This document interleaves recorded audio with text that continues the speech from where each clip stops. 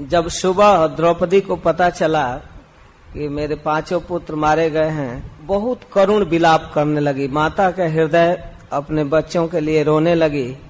तो उस समय अर्जुन द्रौपदी को सांत्वना देते हुए घोर प्रतिज्ञा किए कि देवी, मैं तुम्हारे पुत्रों को मारने वाले उस हत्यारे का सिर काट कर लाऊंगा और जिस पर खड़ा होकर तुम अपने पुत्रों के अंतिम क्रिया, अंत्येष्टि क्रिया करोगी, स्नान करोगी। प्रतिज्ञा तो कर ली अर्जुन, लेकिन काम तो बहुत कठिन था। भगवान को सारथी बनाकर अब खोजने के लिए चले गए। पता तो चल गया कि ये अश्वत्थामा के बाणों से ये मारे गए हैं पुत्र। तो अश्वत्थामा को खोजते हुए जब गए, इस प्रकार अपने प्रिया को सांत्वना देकर जब अर्जुन चले, अश्वत्थामा को पता चल गया कि अर्जुन, गांडीवधारी अर्जुन अब मुझे मारने के लिए आ रहा है, तो भागने लगा। बहुत भयभीत हो गया। अपने प्राणों की रक्षा के लिए कुछ देर तक तो चलता रहा, लेकिन बच्चों के हत्या करने के कारण वह भी ब्राह्मण हत तेज हो गया था। अब वो शक्ति नहीं थी कि सामने लड़े, क्या करे। एकदम अब अफसोस भी कर रहा था, क्योंकि जिस दुर्योधन को प्रसन्न करना चाहता था वो भी संतुष्ट नहीं हुआ, उल्टे श्राप भी दिया। अपनी रक्षा के लिए भागते रहा जहां तक बल काम किया। जैसे रुद्र के भय से भगवान सूर्य भागते रहे। एक बार सूर्य पर क्रोधित हो गए थे शिव जी। तो इस प्रकार भागते रहे और फिर रथ छोड़ करके भागने लगा। फिर भी अर्जुन जाकर पकड़ लिए, कोशिश किए पकड़ने का, लेकिन उसके पहले क्या हुआ कि अश्वत्थामा की बुद्धि जब कुछ काम नहीं की, क्या करूं, कैसे प्रतिकार करूं, तो ब्रह्मास्त्र छोड़ दिया। वह ब्रह्मास्त्र चलाना भर जानता था, उसका समन नहीं जानता था। अब मरता क्या नहीं करता, वो जानता है कि इसको समन हम नहीं कर सकते, इसको रोक नहीं सकते, इसके तेज को, और जब तक नहीं रोका जाए तब तक वो जलाता रहेगा। किया तो बहुत भारी मूर्खता। जब तक समन करने की क्षमता नहीं है तब तक ब्रह्मास्त्र का संधान नहीं करना चाहिए। और पूरा नहीं जानता था, वो अधूरा ज्ञान प्राप्त किया था। अब अपने प्राण की रक्षा के लिए ब्रह्मास्त्र छोड़ दिया। और ब्रह्मास्त्र की विशेषता है कि चाहे तो किसी एक व्यक्ति को मारे, नहीं तो सारे ब्रह्मांड को जला दे। जो छोड़ना जानता है उसको भी कंट्रोलिंग पावर भी होनी चाहिए। एक को मारना है, 5 को मारना है, कि एक गांव को नष्ट करना है, उसको कंट्रोल में रहना चाहिए। और उसको बड़ी पवित्रता से स्नान करके, मंत्रोच्चारण से अपने को पवित्र करके और छोड़ा जाता है। अब तो छोड़ दिया, लेकिन उसका समाधान नहीं जानता था और लगा वो आग आकाश में फैलने ब्रह्मास्त्र का। अर्जुन को समझ में नहीं आ रहा था हो क्या रहा है। तो उनका सारथी तो सब कुछ था, भगवान था। पूछते हैं कि ये क्या हो रहा है, कुछ समझ में नहीं आ रहा है। हे कृष्ण, हे महाबाहो, हे भक्तों को अभय करने वाले, आप ये बताइए हो क्या रहा है। आप केवल सारथी नहीं, आप आदि पुरुष हैं, साक्षात ईश्वर हैं, प्रकृति के परे हैं। अब अर्जुन अपने सारथी की स्तुति करने लगे। तो भगवान कहे अश्वत्थामा की मूर्खता है और कुछ नहीं, ब्रह्मास्त्र छोड़ दिया है। आप ब्रह्मास्त्र समन करना जानते हैं, आप इसको समित कीजिए, नहीं तो ये बहुत जलाएगा। तो फिर भगवान के आदेश से तत्काल पवित्रता कहाँ से प्राप्त करें, भगवान की परिक्रमा किए, उनके चरणों को प्रणाम किए और ब्रह्मास्त्र को छोड़ने के लिए अपना अलग से ब्रह्मास्त्र छोड़े और फिर दोनों को समेट लिए। अपना ब्रह्मास्त्र छोड़कर अर्जुन अश्वत्थामा के छोड़े हुए ब्रह्मास्त्र को भी बटोर लिए, ले लिए। वो स्थिति जैसे जब निवृत्त हो गए तब दौड़ करके अश्वत्थामा को पकड़ लिए और पकड़ करके अपने रथ पर बिठाने लगे, बांध कर बिठाने लगे। तो भगवान कहते हैं, अरे ये क्या कह रहे हो, तुमने तो द्रौपदी के सामने बहुत भारी प्रतिज्ञा किया कि सिर काटूंगा, अब इसको पकड़ रहे हो, बांध रहे हो, क्या कर रहे हो। कह रहे हैं कि ले चलता हूँ शिविर में और वहीं पर जो होगा, द्रौपदी जैसी चाहेगी वही होगा। कहते हैं यह सोए हुए बच्चों को मारा है, यह मूर्ख अतताई है और ऐसे स्थिति में इसको आप छोड़ना ठीक नहीं है, इसको मार देना चाहिए। ऐसे नीच व्यक्ति ऐसा कर्म करता है। मत्तम प्रमत्तम उन्मत्तम सुप्तम बालम स्त्रियम जड़म प्रपन्नम व्यर्थम भीतम न रिपुहंती धर्मविद। जिसे धर्म का ज्ञान है वो पागल को, शराबी को, सोए हुए व्यक्ति को, बच्चों को, स्त्री को और जड़ को, या जो रथ से उतर गया है, जो शरण में आ गया है, ऐसे लोगों को जो भयभीत है, ऐसी अवस्था में शत्रु का भी वध नहीं करते हैं। यह नीच सोए हुए बच्चों की हत्या किया है, इसे किसी भी प्रकार छोड़ना ठीक नहीं है। आपने पंचाली के समक्ष प्रतिज्ञा किया है कि मैं सिर काट कर लाऊंगा, और आप इसे बांध कर ले जा रहे हैं। इस प्रकार भगवान परीक्षा ले रहे हैं अर्जुन की।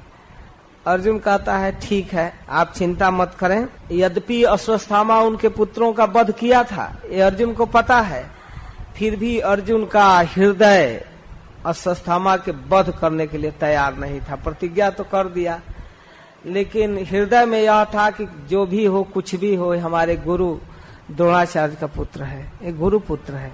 अब यह उनके हृदय की महानता उनको रोक रहा था, इसलिए वे बांध लिए, और बांध लिए पशु की तरह रथ में। और जब शिविर के निकट रथ आया तो उसको रथ से खोलकर बंधे हुए अश्वत्थामा को घसीटते हुए शिविर में ला रहे हैं, जहाँ महाराज युधिष्ठिर हैं, महारानी द्रौपदी, कुंती, भीमसेन और नकुल, सहदेव, सारे पांडव लोग हैं, वहां पर ला रहे हैं। सबसे पहले द्रौपदी की दृष्टि जब पड़ी तो कहने लगे, अरे क्या कर रहे हैं आप, किसको बांध कर ला रहे हैं? ब्राह्मण कुमार अपने गुरु महाराज के पुत्र को।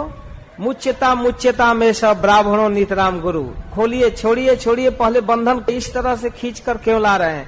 आपको धर्म पर कोई विचार नहीं है कि हम क्या कर रहे हैं? तो मानो अर्जुन कहते हैं कि तुम्हारे पुत्रों को हत्या करने वाला यही हत्यारा है। तब कहती है, अरे आप किस तरह की बात कर रहे हैं? जिनके कृपा से आप अस्त्र शस्त्र को जानते हैं, जिनके कृपा से आप ब्रह्मास्त्र छोड़ना, समन करना सब कुछ जानते हैं, उनके पुत्र को इस प्रकार पकड़कर दंडित कर रहे हैं, यही न्याय है? जिसने आपको विश्व विजेता, अजय विजेता बनाया, उनके साथ यह दुर्व्यवहार यही उचित न्याय है? न्याय पर विचार कीजिए, इसे छोड़िए। और जिस अश्वत्थामा को देखकर इसकी माँ कृपी अपने पति के साथ सती नहीं हुई, अपने पुत्र का मुंह देखकर, उस बेचारी के साथ क्या होगा? अगर यह इस तरह मारा जाएगा तो कृपी को कितना कष्ट होगा। कि महाराज अपने कुल पर भी विचार कीजिए। आप क्षत्रिय कुल के हैं, कुरुकुल में ऐसा कोई वीर हुआ जो ब्राह्मणों को इस प्रकार सतावे, दुख दे? ब्राह्मणों की रक्षा करना क्षत्रियों का कर्म है। अपने कुल परंपरा पर ध्यान दीजिए। आप क्यों कुल कलंक बन रहे हैं?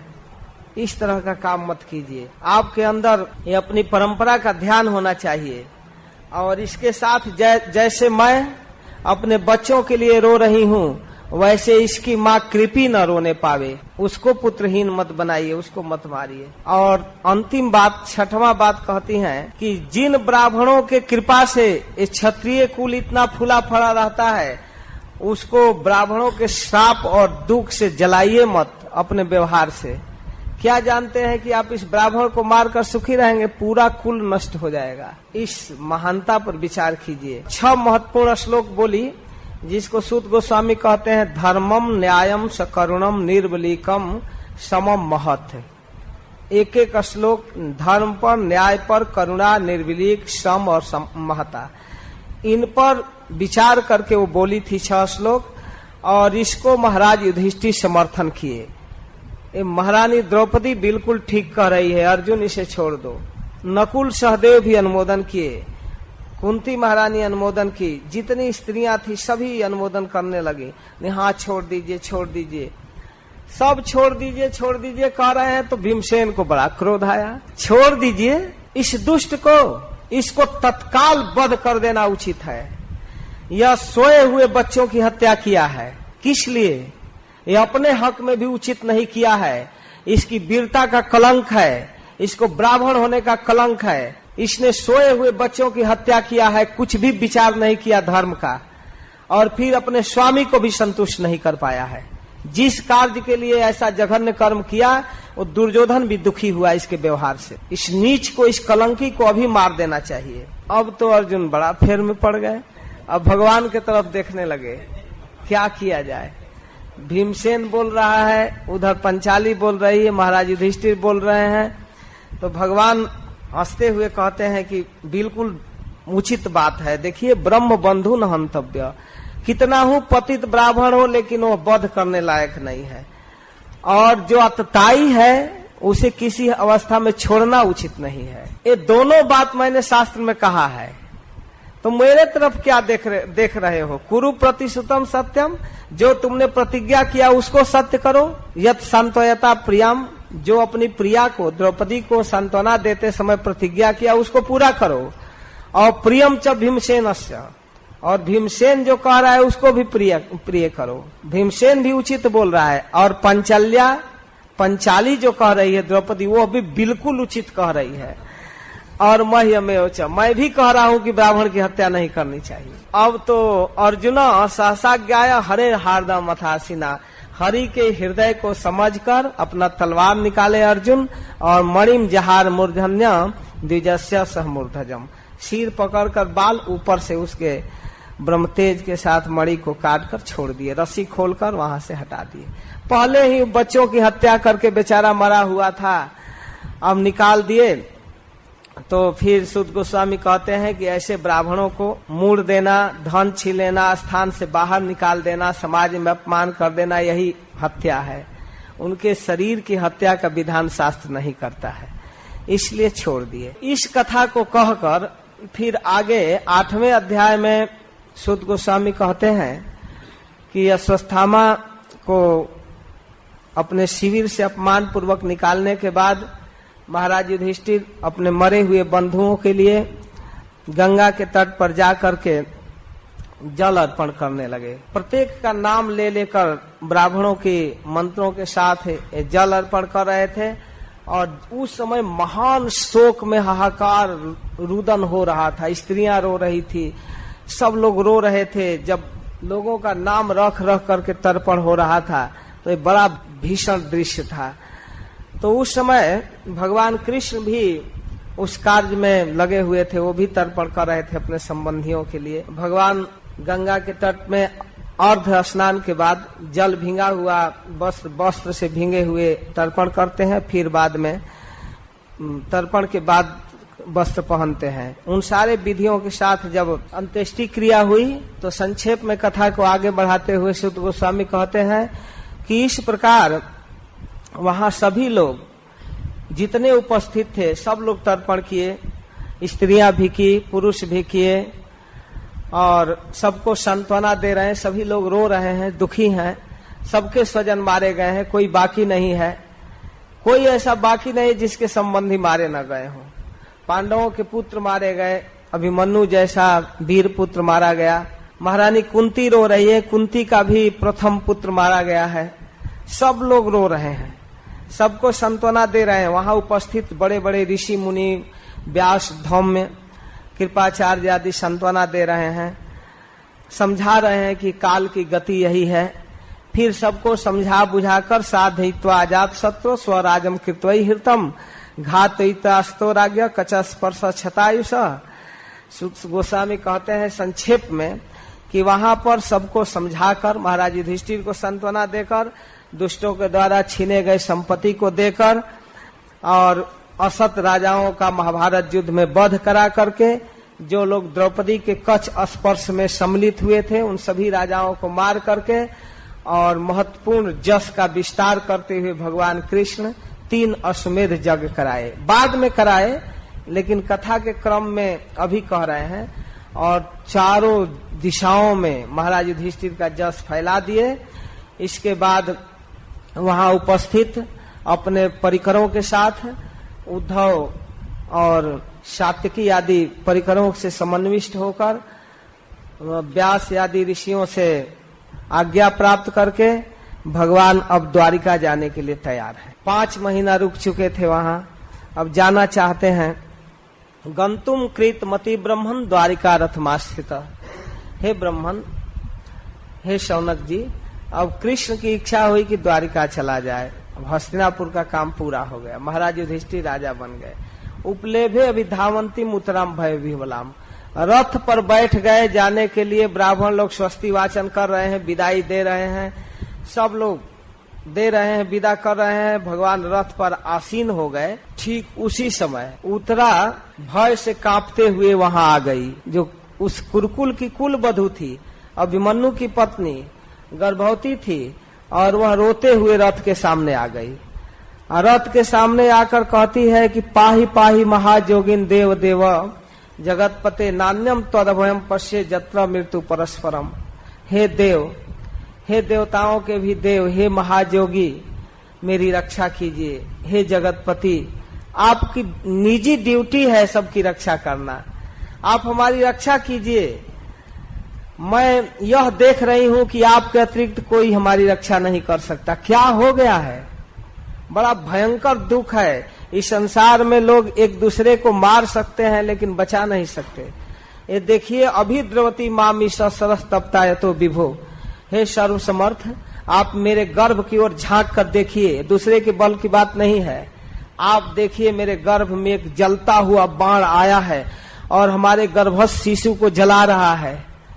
आप देखिए, कामम दहतु माम नाथ, हे नाथ, यह मुझे भले जला दे लेकिन मामे गर्भो निपात्यता, मेरे गर्भस्थ शिशु को नहीं जलाना चाहिए, आप मेरी रक्षा कीजिए। इस तरह से उत्तरा प्रार्थना कर रही है और साफ कह रही है। अगर भगवान कहे कि मुझसे क्यों कह रही हो, अपने ससुर से कहो। यहाँ अर्जुन गांडीवधारी, वो रक्षा कर सकता है, कहने दूसरे के बस की बात नहीं है। ये दूसरे की बस की बात नहीं है, कोई रक्षा नहीं कर सकता आपके अतिरिक्त। तो इस प्रकार जब उत्तरा प्रार्थना की तो भगवान रथ पर बैठे हैं, लेकिन एक सूक्ष्म रूप से उसके गर्भ में प्रवेश करके उस ब्रह्मास्त्र से उस गर्भस्थ शिशु परीक्षित की रक्षा कर लिए। इधर पांडवों के लिए भी ब्रह्मास्त्र आया है। उसके पास तो एक ही बल है, ब्रह्मास्त्र छोड़ना जानता है अश्वत्थामा। जब दुर्योधन श्राप दे दिया कि जाओ हमारे वंश का विनाश किए, तुम्हारा भी वंश विनष्ट हो जाएगा, अब उसके मन में बड़ा खेद हुआ कि अब पता लगाना चाहिए कि कुरुकुल में कोई शेष है। तो अब पता कर लिया कि 5 पांडव और अभिमन्यु का गर्भस्थ शिशु जो उत्तरा के गर्भ में 6 है। 6 ब्रह्मास्त्र छोड़ूंगा, 6 को नष्ट कर दूंगा, बस कुरुकुल समाप्त। इसके लिए ऐसे समय पर छोड़ दिया जब भगवान जा रहे थे। उस गर्भस्थ शिशु की तो रक्षा भगवान किए। इधर पांडव लोग अपना कोई गदा उठा रहा है, कोई गांडीव उठा रहा है, अपना कोशिश कर रहे हैं, लेकिन भगवान देख लिए कि इन लोगों की इस व्यवस्था से ब्रह्मास्त्र समन होने वाला नहीं है। तो भगवान विचार कर लिए कि इन लोगों से कुछ होने वाला नहीं है, ये लोग समझ भी नहीं रहे हैं, समाधान क्या करेंगे। तब देखिए बड़ा महत्वपूर्ण श्लोक का प्रयोग करते हैं सूत गोस्वामी। 13वां श्लोक, व्यसनम वीक्ष तत्तेषाम अनन्य विषयात्मनाम सुदर्शनेन स्वास्त्रेण स्वानम रक्षा व्यधात विभु। व्यसनम वीक्ष तत्तेषाम अनन्य विषयात्मनाम, अनन्य विषयात्मनाम, ये मेरे पांडव जो हैं, मेरे अलावा इनको और कुछ नहीं चाहिए। ये मुझसे अनन्य प्रेम करते हैं। अपने अनन्य प्रेमी भक्तों के दुख को भगवान देख लिए, वीक्ष, विचार पूर्वक बढ़िया से समझ गए और समझ करके जान गए कि इनके बस की बात नहीं है। बिना प्रार्थना के भगवान सुदर्शन चक्र छोड़कर उस ब्रह्मास्त्र का समन कर लिए। सुदर्शनेन स्वास्त्रेण स्वानम रक्षात व्यधात विभु। सुदर्शन से बढ़कर कोई अस्त्र नहीं है, वो ब्रह्मास्त्र हो चाहे जो हो। सुदर्शन छोड़कर भगवान ने पांडवों की रक्षा कर लिया बिना प्रार्थना के। उत्तरा तो अपने गर्भ के लिए प्रार्थना की, लेकिन पांडव लोग प्रार्थना नहीं किए, लेकिन अपने भक्तों की रक्षा भगवान प्रार्थना करने पर भी करते हैं, बिना प्रार्थना किए भी करते हैं। यह भगवान का स्वभाव है, इस पर विचार करते हुए चलना चाहिए।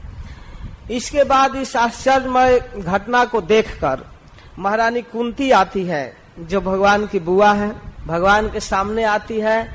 आज अपने भतीजे को भगवान के रूप में अनुभव कर रही है। यद्यपि कई बार पहले भी कर चुकी है। अपने भतीजे के सामने पहुंची और कहती है, नमस्ते पुरुषम त्वाद्यम ईश्वरम प्रकृते परम। अत्यंत गोपनीय बात, भतीजे को भगवान कहना यह शोभा की बात नहीं है, लेकिन छिपा नहीं पाई। कहने लगी कि नमस्कार है आप आदि पुरुष को। अरे बुआ जी क्या हो गया, मैं तो तुम्हारा भतीजा हूँ, तुम्हारे भाई का बेटा हूँ। नहीं नहीं, तुम आदि पुरुष हो, इस प्रकृति से परे हो। अलक्ष्यम सर्वभूतानाम अंतर बहिरवस्थितम। भले समुदाय, जीव समुदाय तुमको नहीं जानता है, लेकिन तुम सबके हृदय में, भीतर और बाहर सब जगह तुम्हारी स्थिति है बेटा। माया की जौनिका लोगों की आंखों के सामने है, इसलिए तुम्हारे इस अधोक्षज रूप को लोग नहीं पहचानते हैं। जैसे नट कला में विज्ञ व्यक्ति अगर न हो तो नाट्य कला में विद्य जो मंच पर मंचन करता है उसके रहस्य को लोग नहीं समझ पाते हैं। सर्वसाधारण जनता, जो जानकार है वही जानता है। तुम्हारे रहस्य को बहुत बड़े बड़े परमहंस, सद असद विवेकी लोग जानते हैं, मननशील महात्मा जानते हैं, और जिनके चित्त में कोई भी कर्म वासना और विषय वासना नहीं है वे जानते हैं। अमलात्मा भक्ति योग के विधान के लिए हे कृष्ण तुम्हारा अवतार होता है। हमारे जैसे कम बुद्धि वाली स्त्री तुम्हारे स्वरूप को कैसे जानेगी। इस तरह से भगवान के चरणों में प्रार्थना करने लगी। बहुत सुंदर स्तुति की है 26 श्लोक में, जिसको व्यास देव ने अपने ग्रंथ में प्रथम स्थान दिया। यद्यपि भगवान के स्तुति अनेक अध्यायों में है, 23-24 जगह स्तुति है कृष्ण की, अनेक लोगों के मुख से, ब्रह्मा के मुख से, भीष्म पितामह के मुख से और नारद जी के मुख से कई जगह स्तुति है। कई जगह लोग भगवान की प्रार्थना करते हैं, लेकिन यह कुंती महारानी की प्रार्थना जो है प्रथम स्थान में रखते हैं व्यासदेव। तो कहते हैं कुंती महारानी की तथा परमहंसा नाम मुनि नाम अमलात्मा नाम भक्ति योग विधानार्थ कथम पश्चिम स्त्रिय। अब तक भगवान के अवतार के बहुत कारण है, आगे कुंती महारानी बताएगी अनेक कारणों को, लेकिन एक महत्वपूर्ण कारण बताती है जो सबसे अलौकिक और अद्भुत है। कहती है हे कृष्ण आपका अवतार भक्ति योग के विधान के लिए हुआ है। भगवान कहते हैं कि मैं साधुओं की रक्षा के लिए, धर्म की स्थापना के लिए, दुष्टों के विनाश के लिए आता हूँ, भगवत गीता में घोषणा करते हैं। कुंती कहती है कि नहीं, भक्ति के मैटर प्रस्तुत करने के लिए आते हैं। अगर आप नहीं आए होते तो श्रवण कीर्तन स्मरण बंदन किसका किया जाता। अगर आप अवतार लेकर विविध लीला, अलौकिक दिव्य लीला नहीं किए होते तो एक ग्रंथ भागवत कैसे बनता, और वैष्णव लोग किसका श्रवण कीर्तन करते। श्रवणम कीर्तनम विष्णु स्मरणम पाद सेवनम, ये भक्ति की नवधा विधा समाप्त हो जाती।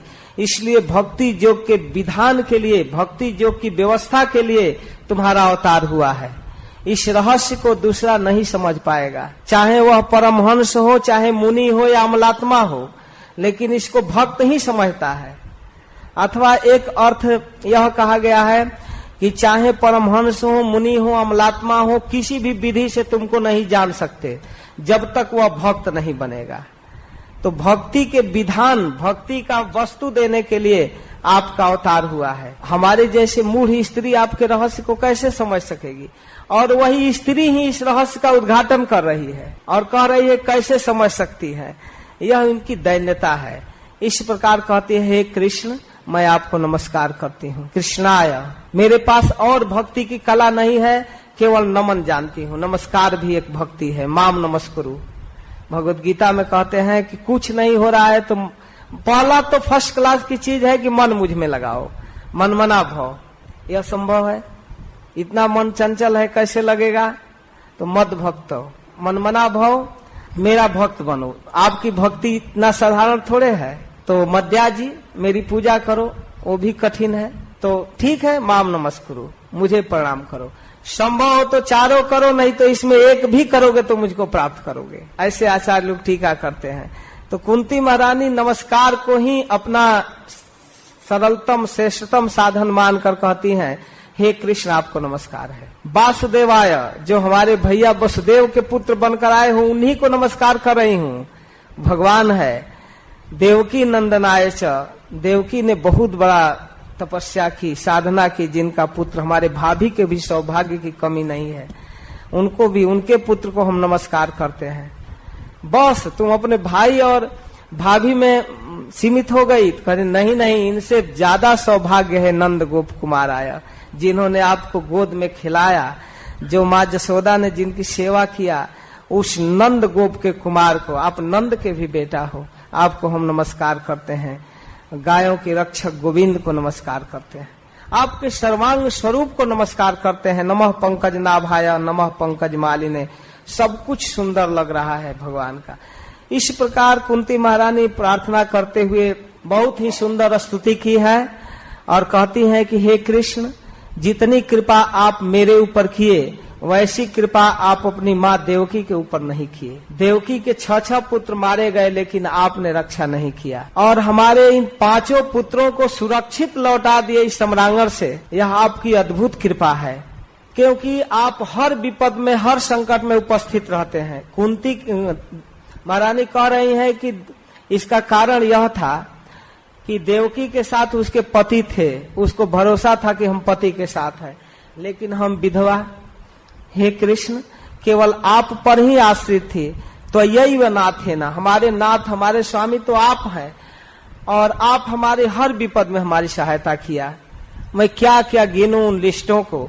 आप विष से, अग्नि से, उस राक्षसों से और असत सभा से, वनवास के दुखों से और इस महाभारत के सम्रांगण में बड़े बड़े अतिरथियों से हमारे पुत्रों की रक्षा किया। अभी अभी तत्काल आज द्रोणी के अश्वत्थामा के ब्रह्मास्त्र से आपने हमारी रक्षा किया। इसलिए हे कृष्ण, इस प्रकार की विपत्ति जो हमारे ऊपर आता रहता है, जिसमें आप उपस्थित रहकर हमारी सहायता करते हैं, इस तरह की विपत्ति अब इसको टेम्पोररी नहीं, परमानेंट कर दीजिए, इसको शाश्वत कर दीजिए। विपदा संतु न शाश्वत तत्र तत्र जगत गुरु। इससे क्या लाभ होगा बुआ जी? इससे लाभ होगा कि आप हमारी रक्षा के लिए उपस्थित रहेंगे और हम आपका दर्शन करते रहेंगे। और यह जो दर्शन है, यह अपुनर्भव दर्शनम, जो आपका दर्शन कर लेता है उसको फिर गर्भ में नहीं आना पड़ता है। इसलिए ये जन्म, ऐश्वर्य, सुख, सुविधा, यह वास्तव में उचित नहीं है कृष्ण। और युधिष्ठिर को राज दिला दिए तो आप जाने लगे, किस काम का ये राज्य है? इससे तो अच्छा यह विपद था कि आप उपस्थित थे। यह राज, ऐश्वर्य, धन व्यक्ति को अंधा बना देता है, वो आपके नाम ही नहीं ले पाते हैं।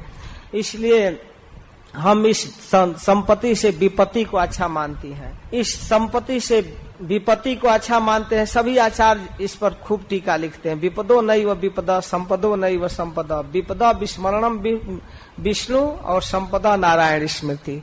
वास्तव में इस संसार की विपत्ति और संपत्ति विपत्ति नहीं है। सबसे बड़ी विपत्ति है भगवान की विस्मृति और सबसे बड़ी संपत्ति है भगवान की स्मृति। वास्तव में कुंती महारानी बहुत उच्च कोटि की प्रार्थना करती है। उनका कहना है कि हे कृष्ण, आप उपस्थित रहेंगे, आपका दर्शन होता रहेगा, आपसे बातचीत करने का अवसर मिलेगा, यह बहुत बड़ा सौभाग्य है। इससे बढ़कर कुछ नहीं है, आप उपस्थित रहिए। ऐसे आपने कृपा करके अनेक अवतार लिया। लोगों की मति आपके विषय में भिन्न भिन्न है। लोग अपने अपने भावना से, अपने विचार से आपको देखते हैं। कोई आपको अपना सुहृद, कोई आपको अपना दुश्मन मानता है। लोगों की मति विषम होने से आप परस्पर विषम दिखाई देते हैं, लेकिन वास्तव में आप सम हैं। और आप इस जगत की रक्षा के लिए विविध प्रकार से अवतार लेते हैं। आपका जन्म, कर्म सब अद्भुत है। कभी पशु में, कभी मनुष्य में, कभी देवता में, तरह तरह का आपका अवतार होता है। ऋषियों में जगत के हित के लिए आप आते हैं। और आपकी ऐसी अद्भुत अलौकिक लीला है कि साधारण बुद्धि वाले नहीं समझ सकते। आज जिस स्वरूप को मैं देख रही हूँ कि आप रथ पर बैठे बैठे पांडवों की रक्षा कर लिए, सुदर्शन चक्र छोड़कर गर्भ में प्रवेश करके गर्भस्थ शिशु की रक्षा कर लिए, वही आप जसोदा के छड़ी से कांप रहे थे, इसको भी मैं देखी हूँ। जिस समय उखल बंधन लीला हुआ, दामोदर लीला, उस समय संजोग से कुंती महारानी नंद भवन में थी, क्योंकि बड़ा निकट का संबंध था वसुदेव जी से और नंद बाबा से। तो जैसे वसुदेव भैया थे, वैसे नंद बाबा भी भैया थे। उनके पास भी कुंती महारानी गई हैं और ऐसे बोल रही हैं, गोप्या ददे त्वयि कृता गसिदाम तावद याते दशासु कलिलांजन संभ्रमाक्षम वक्त्रम निनीय भय भावनया स्थितस्य सामाम विमोहयति भीरपि जद विभेति। हे कृष्ण, वो गोपी जसोदा जिनके प्रति आपने अपराध कर दिया, उनके मटका को फोड़ दिया, और उस समय जब वो आपको पकड़ ली थी तो आपकी दशा क्या हो गई थी। बाप रे, आप ऐसे रो रहे थे कि आपके आंखों से बहने वाला आंसू काजल को धोते हुए आपके गाल पर आ रहा था, और भय से संतप्त आप कांप कांप कर जसोदा की छड़ी की तरफ देख रहे थे। वक्त्रम निनीय, आपकी नेत्र जो कांप रहा था, भय भावनया स्थितस्य, भय से भयभीत हो गए थे। बनावटी नहीं था, ड्रामा नहीं था, आप वास्तव में रो रहे थे, वह आज मुझे मोहित कर रहा है, वह रूप अभी मोहित कर रहा है कि भीरपि जद विभेति, जिनसे काल भयभीत होकर कांपता है, वही आप जसोदा के छड़ी से कांप रहे थे। आज अश्वत्थामा के ब्रह्मास्त्र को चुटकी में खत्म कर दिए, कुछ भी नहीं करना पड़ा, वही जसोदा के छड़ी से आप रो रहे थे। यह आपकी अद्भुत लीला है, और कौन ऐसा विद्वान है जो भ्रम नहीं हो जाएगा आपके इस स्वरूप को देख। कुछ लोगों का कहना है कि आप महाराज युधिष्ठिर की प्रतिष्ठा जस बढ़ाने के लिए अवतार लिए। कुछ लोगों का कहना है कि जदुवंश का प्रचार करने के लिए, जदु महाराज के जस बढ़ाने के लिए आपका अवतार हुआ। आप जदुवंश में अवतार लिए तो दुनिया जदुवंश जदुवंश कहता है। जदुर्वंशम नरासुत्वा सर्व पापम प्रमुच्यते। जैसे मलयागिर पर्वत पर सुगंधित चंदन हो जाने से दुनिया मलयागिरी का नाम जानता है। मलय पर्वत क्यों? क्योंकि वहाँ चंदन है जो गंध देता है। उसी प्रकार आप इस जदु वंश में अवतार लेकर जदु महाराज के जस को बढ़ा दिए। आपके अवतार का ये कारण। कुछ लोग कहते हैं कि वसुदेव और देवकी पूर्व जीवन में तपस्या किए थे, इसलिए आप पुत्र बनकर आए। और कुछ कहते हैं कि ब्रह्मा जी ने पृथ्वी के तरफ से प्रार्थना किया था, पृथ्वी के भार दूर करने के लिए, दुष्टों का विनाश करने के लिए आप आए। पृथ्वी जब कांप रही थी तब। कुछ लोगों का कहना है कि जब लोग अज्ञान में पड़कर, अविद्या से ग्रसित होकर भोग विलास में अंधे हो जाते हैं और आपको भूल जाते हैं, इस भवेस्मिन क्लिशमाना नाम, ये अस्मिन भवे, इस भवसागर में पड़े हुए जीव अविद्या काम कर्म भी जब अज्ञान में पड़कर भोग में मस्त होकर भूल जाता है, एकदम आपके स्वरूप को भूलने लगता है, तब श्रवण स्मरणाधारी करिष्य नीति केचना, तो उनको श्रवण कीर्तन की व्यवस्था करने के लिए आप आते हैं। आकर लीला अवतार करते हैं और विविध प्रकार के कर्म करते हैं जिसको भक्त लोग गाते हैं। आपकी इस लीला कथा को जो व्यक्ति गाता है, सुनता है, गुनगुनाता है, स्मरण करता है, अनुमोदन करता है, वो निश्चित रूप से आपके चरण को प्राप्त करता है। और बहुत जल्दी श्रीमंती गायंती गिणंती अभिष्णस स्मरंती नंदंती तवे हितम जना तएव पश्यंत अचिरेण तावकम भव प्रवाहो परमम पदाम्बुजम। तएव पश्यंती, वही प्राप्त करता है निश्चित रूप से। तेव पश्यंती, तेव का आचार्य लोग टीका करते हैं कि वही देखता है जो श्रवण करता है, वही आपके चरण को प्राप्त करता है जो आपके कीर्तन करता है, जो आपके लीला का स्मरण करता है, जो गुनगुनाता है, जो जप करता है, और जो करने वाली भक्ति करने वाला का जो सपोर्ट करता है, अनुमोदन करता है, वही लोग आपके स्वरूप को प्राप्त करते हैं, दूसरा नहीं, अपने कल्पना से नहीं। वे लोग जल्दी देखते हैं। तो इस प्रकार कहते हुए कहते हैं, हे कृष्ण तुम आज ही छोड़कर चले जाओगे? विचार कर रहे हो इस महाभारत युद्ध में जो लोग मारे गए हैं, जिनके संबंधी मरे हैं, वे लोग हमारे पुत्रों के ऊपर क्या करेंगे? हमला बोलेंगे कि नहीं? तुम तो चले जाओगे।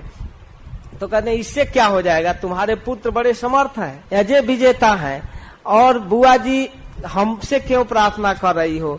और भी तुम्हारे भाई भतीजे हैं द्वारिका में, उनको बुला लो, हम कितना दे रहेंगे? तो कहते हैं के वयम नाम रूपाभ्याम जदुभी सह पांडवा। ये जादव और पांडव तो केवल थोथा मिट्टी है, नाम है, उसमें कुछ नहीं है। भवतो दर्शनम हिसी काणा मिवेशितु। जैसे शरीर में जब तक आत्मा नहीं है, शरीर का कोई महत्व नहीं है, उसी प्रकार बलवानों के बल कृष्ण तुम हो। ये हस्तिनापुर की धरती जो आज हरी भरी दिखाई दे रही है, वो ऐसा नहीं दिखेगी तुम चले जाओगे तो, क्योंकि तुम्हारे दृष्टि से इतना सुंदर लग रही। आज भी हस्तिनापुर हरा भरा है, जिसको नेता लोग हरित प्रदेश का मांग कर रहे हैं। भगवान की सुंदर दृष्टि के कारण आज भी हस्तिनापुर का वह प्रदेश, मेरठ, मुजफ्फरनगर, सुकताल, ये सब हरा भरा प्रदेश दिखाई देता है। भगवान बहुत बढ़िया से हस्तिनापुर को देखे हैं। इसलिए हे कृष्ण, आपकी दृष्टि से सुंदर लग रहा है, आपके जाने पर ऐसा नहीं लगेगा। भगवान कहते हैं बुआ जी तुम बड़ा अपने विषय में केवल सोचती हो, अपने पुत्रों के विषय में। मानो भगवान इस तरह से सोचे कहें, तो कहती है नहीं नहीं, मेरा चित्त तो उधर भी जा रहा है, नैहर की तरफ भी। मेरी स्थिति तो बड़ा विचित्र है कृष्ण, आप अब ऐसी कृपा करो कि घड़ी के पेंडुलम की तरह जो मेरा मन कभी पांडवों की तरफ कभी यादवों की तरफ नहीं, कृष्ण को द्वारिका भी जाना चाहिए, वहां के लोग भी सुखी रहना चाहिए। जो पेंडुलम की तरह चल रहा है उसको रोकिए और स्नेह पास को नष्ट कीजिए। यादवों और पांडवों में मेरी मति न रहे। मानो भगवान कहे कि यादवों में भी न रहे, मैं भी एक यादव हूँ, मुझ में भी नहीं। अरे नहीं नहीं, ये नहीं कह रही हूँ। स्नेह पासम इमम छिंदी दृढ़ पांडुसु विष्णुसु, पांडवों और यादवों से स्नेह बंधन काट दो और त्वयि में अनन्य विषया मति मधुपते सकृत, पांडवों और यादवों से काट कर केवल अपने चरणों में जोड़ दो। कैसे जैसे गंगा की अविरल धारा समुद्र में गिरती है बिना रोक टोक के, वैसे कुंती महारानी को पता नहीं था कि गंगा में भी डैम बनाकर पानी रोक दिया जाएगा।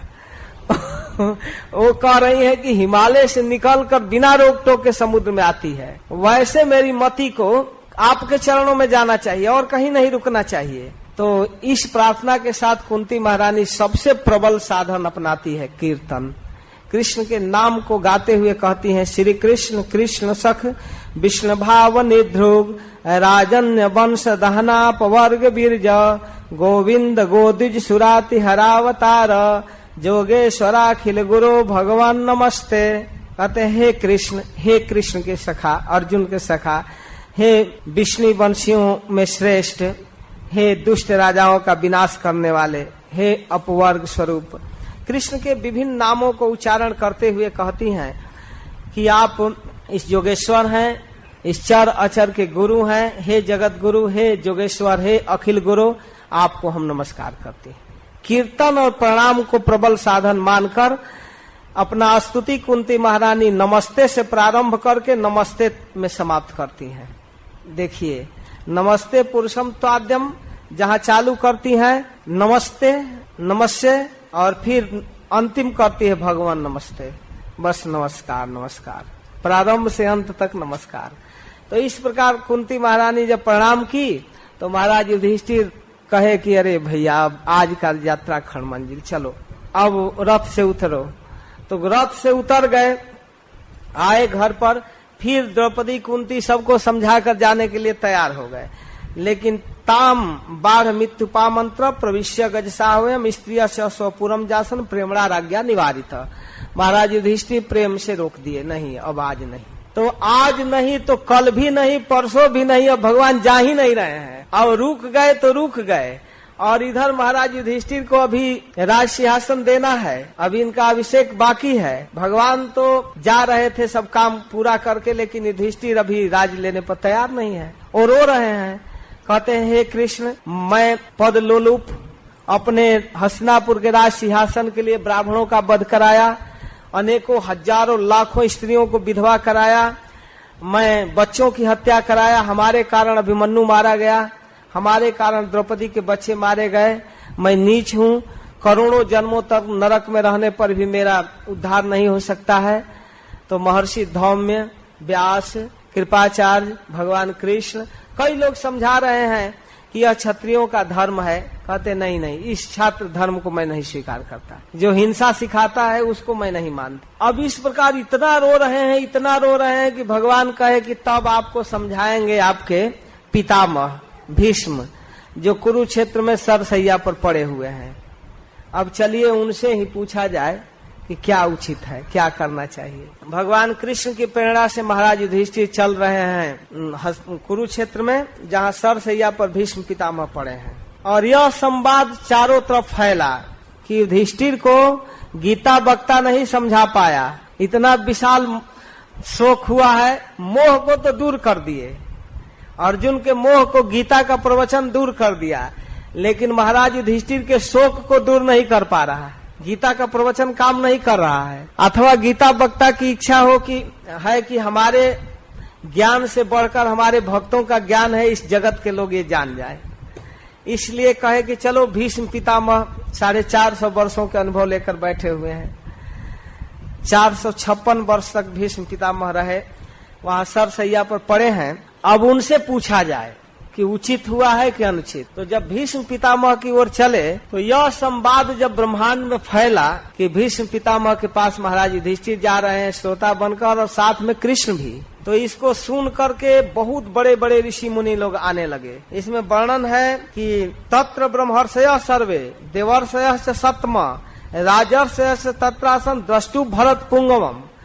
ब्रह्मर्षि, देवर्षि, राजर्षि, उसमें कुछ लोगों का नाम रख रहे हैं। पर्वतो नारदो धौम्यो, भगवान बादरायण, बृहदसो भरद्वाज, सशिष्यो रेणुकासुत। कहते हैं पर्वत मुनि, नारद जी, धौम्य, भगवान व्यासदेव, बृहदस, भरद्वाज, अपने शिष्यों के साथ भगवान परशुराम। और परशुराम कौन है? भीष्म पितामह के गुरु। तो भीष्म पितामह अपने शिष्यों के सशिष्यो रेणुकासुत, रेणुकासुत परशुराम अपने शिष्यों के साथ उपस्थित होते हैं। शिष्य लोग परशुराम जी को बोल रहे थे कि ये नालायक शिष्य आपका भीष्म, रह रहकर आप प्रशंसा करते हैं कि वाह मेरा शिष्य भीष्म देवव्रत, जो आपसे युद्ध करने के लिए तैयार हो गया, आप उसकी प्रशंसा करते हैं। आपके कहने पर विवाह नहीं किया और जब होता है तब उसकी प्रशंसा करते हैं। तब उन शिष्यों को, जो लोग भीष्म की निंदा करते रहे, उन शिष्यों को बुलाए और कहे चलो अब हमारा शिष्य प्रवचन करने जा रहा है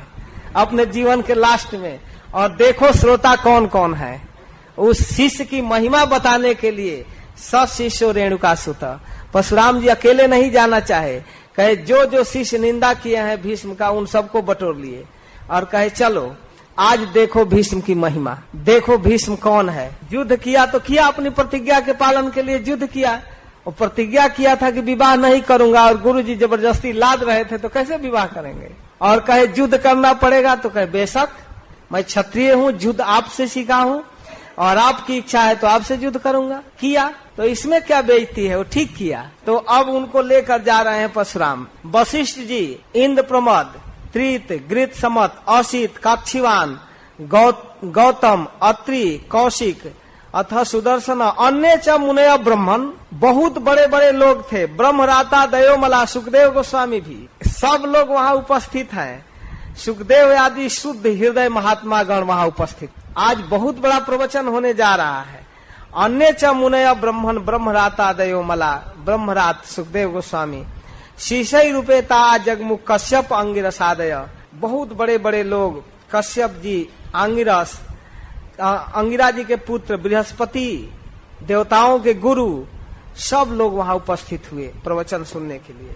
और जब भगवान पांडवों के साथ वहाँ उपस्थित हुए, महाराज युधिष्ठिर को इतने समाज के साथ, इतने ऋषि मुनियों के साथ जब भीष्म पितामह सरसैया पर देखे वहीं से, तो अब तो हाथ बाण से आबद्ध था, मन ही मन प्रणाम किए, सिर को हिलाते हुए कृष्ण को प्रणाम किए और हृदय से पूजा किए। जो उचित करना चाहिए वैसा तो नहीं कर पाए, लेकिन आंख से देख करके देखने लगे और उनके आंख में इस प्रकार से प्रेमाश्रु आने लगा, आंख भर गया भीष्म पितामह का।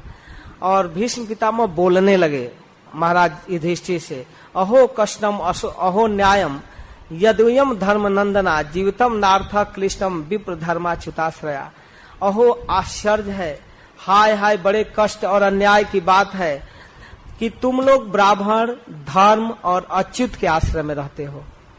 हे युधिष्ठिर, तुम सदा धर्म के आश्रय में रहते हो, ब्राह्मणों के आश्रय में रहते हो और साक्षात कृष्ण के आश्रय में रहते हो, फिर भी तुमको दुखों से छुटकारा नहीं मिला। जहाँ धर्म है वहाँ किस तरह का दुख? दुख तो उसको होना चाहिए जो अधार्मिक है।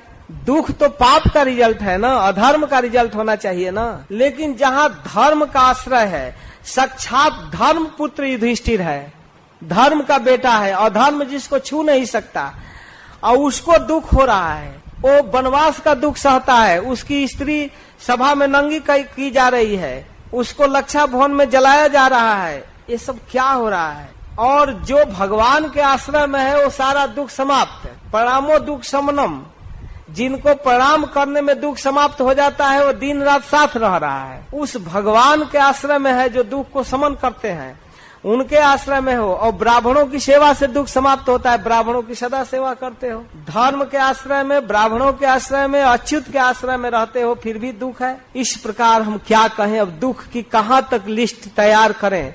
वह परम साध्वी बधू प्रीथा कुंती की तरफ ध्यान इंगित करते हैं। कुंती अपनी मेरी बहू वो बेचारी असमय में विधवा हो गई। पांडु महाराज अजय विजेता थे, उनकी पत्नी थी, लेकिन बाल अवस्था में विधवा हो गई। उनके बच्चे छोटे छोटे थे, उनको कितनी कठिनाई से पालन की है बेचारी। वास्तव में ये सब को गिनते जा रहे हैं अनेक दुखों को। फिर कहते हैं कि आश्चर्य हो रहा है, जहाँ धर्म सुतो राजा और गदा पाणी बिकोदर, जहाँ धर्म का बेटा राजा हो और बॉडीगार्ड कौन है, गांडीवधारी अर्जुन और गदा पाणी भीमसेन, और जिनको गांडीव जैसा अस्त्र है, केवल धनुषधारी नहीं है, विश्व का सबसे बड़ा धनुष जिसके हाथ में है, और कृष्ण जिसके सुहृद हैं, रक्षक सुहृद के रूप में है कौन, कृष्ण। तत्व विपत, उसके ऊपर भी इस तरह की विपत्ति, हद हो गया। तब सब लोग सुनना चाहते हैं कि आखिर क्यों हो रहा है, उत्तर तो दीजिए। केवल कारण बताते जा रहे हैं, प्रश्न कर रहे हैं, उत्तर कौन देगा, आप ही उत्तर दीजिए। तो भीष्म पितामह कहते हैं, न यस्य करहि चिद राजन पुमान वेद विदित सितम। हे राजन, यस्य अस्य, जो आपके साथ खड़ा है, आपके ममेरे भाई के रूप में, अस्य कृष्णस्य, इस कृष्ण का क्या करना है, कब करना है, किसके द्वारा क्या कराना है, इस रहस्य को लोग नहीं जान पाते हैं। पुमान वेद विदित सितम, ये क्या करना चाहते हैं इसको जानना बड़ा कठिन है। जद भी जिज्ञासा युक्ता, जो इनके फेरे में पड़ेगा जानने का, वो मुह्यंती कवयोपि ही, वो निश्चित भ्रमित होगा, चाहे कितना हो बड़ा विद्वान हो। ये सब तुमको शोक करने की जरूरत नहीं है राजन, इसकी इच्छा से सब कुछ हो रहा है, यही सब कुछ किया है, यह तुमको विपद में डाला है, महाभारत समरांगण रचवाया, इतना विशाल युद्ध कराया, इसकी इच्छा ही धर्म है, और इसके इच्छा के अनुरूप चलना सबसे बड़ा धर्म है बेटा। इतना विशाल महाभारत युद्ध इसकी प्रसन्नता के लिए हुई, ये दुष्टों के विनाश के लिए आया है, अपना काम पूरा किया, इसमें खुश रहो। अब क्या करोगे, इनके रहस्य को नहीं जाना जा सकता, बड़े बड़े विद्वान भी मोहित हो जाते हैं। यहाँ देखो, साक्षात भगवान है, ये सब वही भगवान साक्षात, आद्यो नारायण पुमान, ये गोविंद है, आदि पुरुष है, आदि नारायण है, सारे अवतार इसी से निकलते हैं, और ये साक्षात भगवान है। मोहयन माया लोकम गूढ़ शर्ति विष्णुसी, लोगों को मोहित करने के लिए जादवों में अवतार लेकर विचरण कर रहा है, तुम अपना मेरा भाई मानकर मर रहे हो। इसको पहचानो तो ये भगवान है, और भगवान की इच्छा के अनुसार चलना चाहिए। देखो, अश्यानुभावम भगवान वेद गुह्यतमम शिव देवर्षि नारदा साक्षात भगवान कपिलो नृप। इनके रहस्य को बहुत बड़े बड़े विद्वान नहीं जानते हैं। भीष्म पितामह कहते हैं 3 लोग जानते हैं, कौन कौन, भगवान शिव, देवर्षि नारद और भगवान कपिल। ये लोग इनके स्वरूप को बढ़िया से जानते हैं। यह जिसको तुम अपना मेरा भाई मानते हो, यम मन से मातुलेयम प्रिय मित्रम सुहित सताम अकरो सचिवम दूतम सहिदाथ सारथिम। इनको तुमने क्या नहीं कर दिया, नौकर भी बनाया, सारथी भी बनाया, रथ हकवाया। वही सब कुछ करने वाले ईश्वर है, और उनकी इच्छा है कि इस तरह का कार्य हुआ। जानते हो, ये धर्म जो है भगवान की इच्छा को कहते हैं, जिससे भगवान प्रसन्न होते हैं वो धर्म है, और इनके इच्छा का विरुद्ध अधर्म है। इसलिए तुम इनके इच्छा के अनुसार चलो। ये चाहते हैं कि तुम हस्तिनापुर के साम्राज्य पर बैठो, तो तुमको बैठना चाहिए। अब बहुत अच्छा हुआ, बहुत अच्छा किया, इस बहाने तुम लेकर आ गया, और मेरी मति मेरे जीवन के अंत में इनमें लगे। मैं इनका स्मरण करते हुए, इनके रूप का दर्शन करते हुए, इनके गुणों का कीर्तन करते हुए सुख से शरीर छोड़ना चाहता हूँ। और यह संवाद सुनते हुए कि तुम यह स्वीकार कर लिया कि हस्तिनापुर का राजा बन रहे हो, सुख पूर्वक हस्तिनापुर के सिंहासन को देखते हुए मैं शरीर छोड़ना चाहता हूँ, और अपना भक्त्यावेश मनोजस्मिन बाचा नाम कीर्तन, मन इनमें लगाना चाहता हूँ, इन कृष्ण में। और त्यजन कलेवरम जोगी मुचते काम कर्म भी, और इनके नामों का उच्चारण करते हुए, इनके गुणों का स्मरण करते हुए मैं शरीर छोड़ना चाहता हूँ। और उस समय भीष्म पितामह एक प्रार्थना करते हैं। अब युधिष्ठिर से बात नहीं कर रहे हैं, भगवान से, कि सदेव देवो भगवान प्रतीक्षताम, हे भगवान, देवताओं के भी देव, आप हमारा इंतजार कीजिए, जब तक मैं आपके गुणों का वर्णन करता रहूं, अपने चित्त को आप में लगाने के लिए प्रयास करता रहूं, तब तक आप यहीं प्रसन्न रूप में मुस्कुराते हुए हमारे सामने खड़ा रहिए। मैं आपका दर्शन करके सुख पूर्वक शरीर छोड़ना चाहता हूँ। बिना शरीर छोड़े आप बीच में मत जाइएगा, ये आदेश कर रहे हैं। और इसके बाद महाराज युधिष्ठिर को संकेत करते हैं भगवान, अरे शरीर छोड़ देंगे, जो पूछना है जल्दी पूछ लो जल्दी पूछो। तब महाराज युधिष्ठिर पूछने लगते हैं कि मैं कुछ प्रश्न लेकर आया हूँ, ये कैसे हो रहा है, वो कैसे हो रहा है। तब सबको बतलाने लगे। पुरुषा स्वभाव वेतन यथा वर्णम यथाश्रमम, सारे आश्रम वर्ण के अनुसार वैराग रागोपाधि विरक्ति प्रवृत्ति सबको बतलाए हैं। ये वेद धर्म, संसारिक धर्म, दान धर्म, राजधर्म, मोक्ष धर्म, विभागसा, स्त्री धर्म, भगवत धर्म, समास व्यास योगत, किसी को संक्षेप में किसी को व्याख्या करके। इस तरह यहाँ महाभारत तो है नहीं कि यहाँ वर्णन करेंगे सूत गोस्वामी, महाभारत में आप शांति पर्व में उधर पढ़िएगा। संक्षेप में सारे धर्मों के टॉपिक को बतला रहे हैं। दान धर्मान, राज धर्मान, मोक्ष धर्मान, विभागसा, स्त्री धर्मान, भगवत धर्मान, समास व्यास योगत, किसी को संक्षेप में किसी को व्याख्या करके। इस प्रकार नाना ख्याने इतिहासु वर्ण्यामास तत्वविद, सबकी व्याख्या किए और सब कुछ करने के बाद अपनी मति कृष्ण में लगा करके जितना जल्दी हुआ भगवान के चरणों में अपने जीवन के अंत में कहते हैं, हे कृष्ण इति मति रूप कल्पिता वितृष्णा भगवती सात्वत पुंगवे विभुम्नि। बहुत सुंदर स्तुति की है 11 श्लोकों में। कहते हैं कि अब मृत्यु के समय मैं आपको क्या दे सकता हूँ, शरीर तो बाणों से आबद्ध है, कोई अनुष्ठान नहीं, कोई वस्तु मेरे पास नहीं, लेकिन मैं अपनी एक बेटी को आपको देने जा रहा हूँ। जो आजीवन ब्रह्मचारी रहे वो कृष्ण के साथ अपनी बेटी का विवाह करना चाहते हैं, वो है मति। मेरे पास जो मेरी मति है, कॉन्शियसनेस, हे कृष्ण आप इसको स्वीकार कीजिए।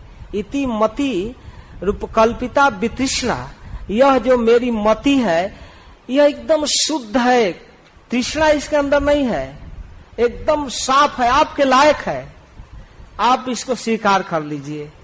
इति मति रूपकल्पिता वितृष्णा, इसमें कोई अन्य कामना नहीं, एकदम फ्रेश है, कहीं से अशुद्ध नहीं है।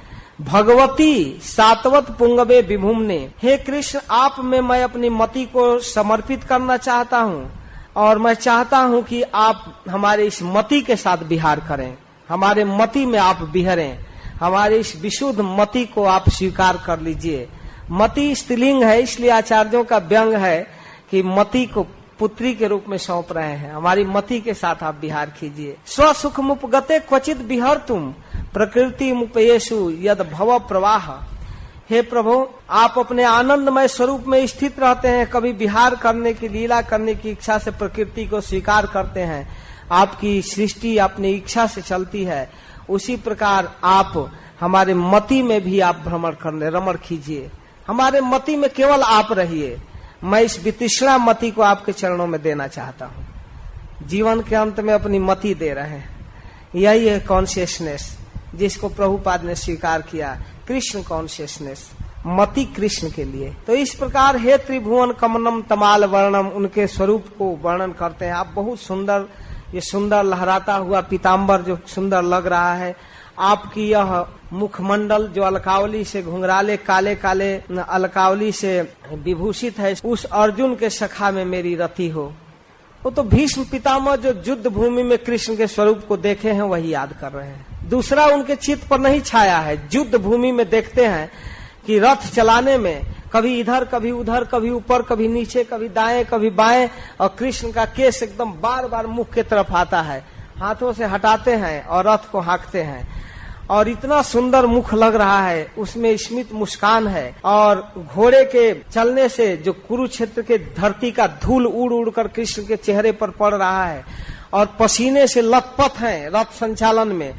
और इस प्रकार तुरग रज विध्रुम विश्रक युद्ध स्थल में जब घोड़े चलते हैं और उनकी छवि का याद करते हैं, मुखमंडल पर घुंघराले अलके और घोड़ों के टाप से उड़ा हुआ धूल और गर्मी, पसीना से लथपथ बूंदे, और उस पर कुरुक्षेत्र का वो धूल लगा हुआ है, और फिर केश कभी कभी आता है नीचे, उसको हटाते हैं, और फिर उस अवस्था में जब मेरे सामने रथ लेकर आते हैं और जब अर्जुन लड़ने के लिए तैयार होता है, मैं अपने कठोर बाणों से जब अर्जुन को मारने लगता हूँ, एकदम तीक्ष्ण बाणों से जल्दी जल्दी सरसर सरसर, तब उन बाणों से आप देख नहीं पाते हैं कि अर्जुन को ये मार देगा, बूढ़ा नहीं मानेगा।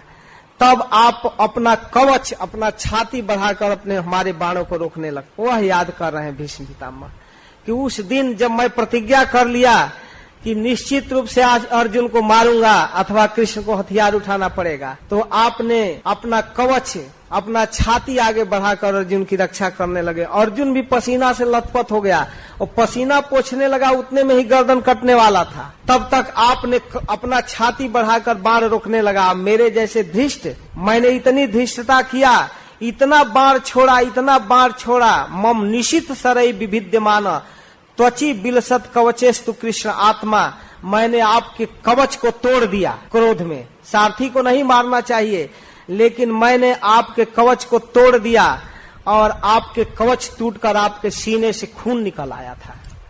मैंने इतना भारी जघन्य वृत्ति से आपके साथ लड़ा। आगे भी कह रहे हैं, आगे इस बात को कहेंगे, कह रहे हैं कि मैंने इतने तीक्ष्ण बाणों से उनकी त्वचा को बिंध रहा था। उन सुंदर कवच मंडित भगवान के प्रति मेरा शरीर, अंतःकरण, आत्मा समर्पित हो जाए। मैं अपना चित्त जैसे अर्जुन की रक्षा कर रहे थे उस पार सारथी के प्रति मैं समर्पित करना चाहता हूँ। आपने सपदी सखी बचो निशम्य मध्य निज परयो बलयो रथम निवेश्य स्थितवती पर सैनिकाय रक्षा हितवती पार्थ सखे रतिर ममास्तु। अपने मित्र अर्जुन की बात सुनकर तुरंत सेनाओं के बीच में आपने रथ को रखा और वहां उपस्थित होकर अपने दृष्टि से शत्रु पक्ष को कमजोर कर दिया।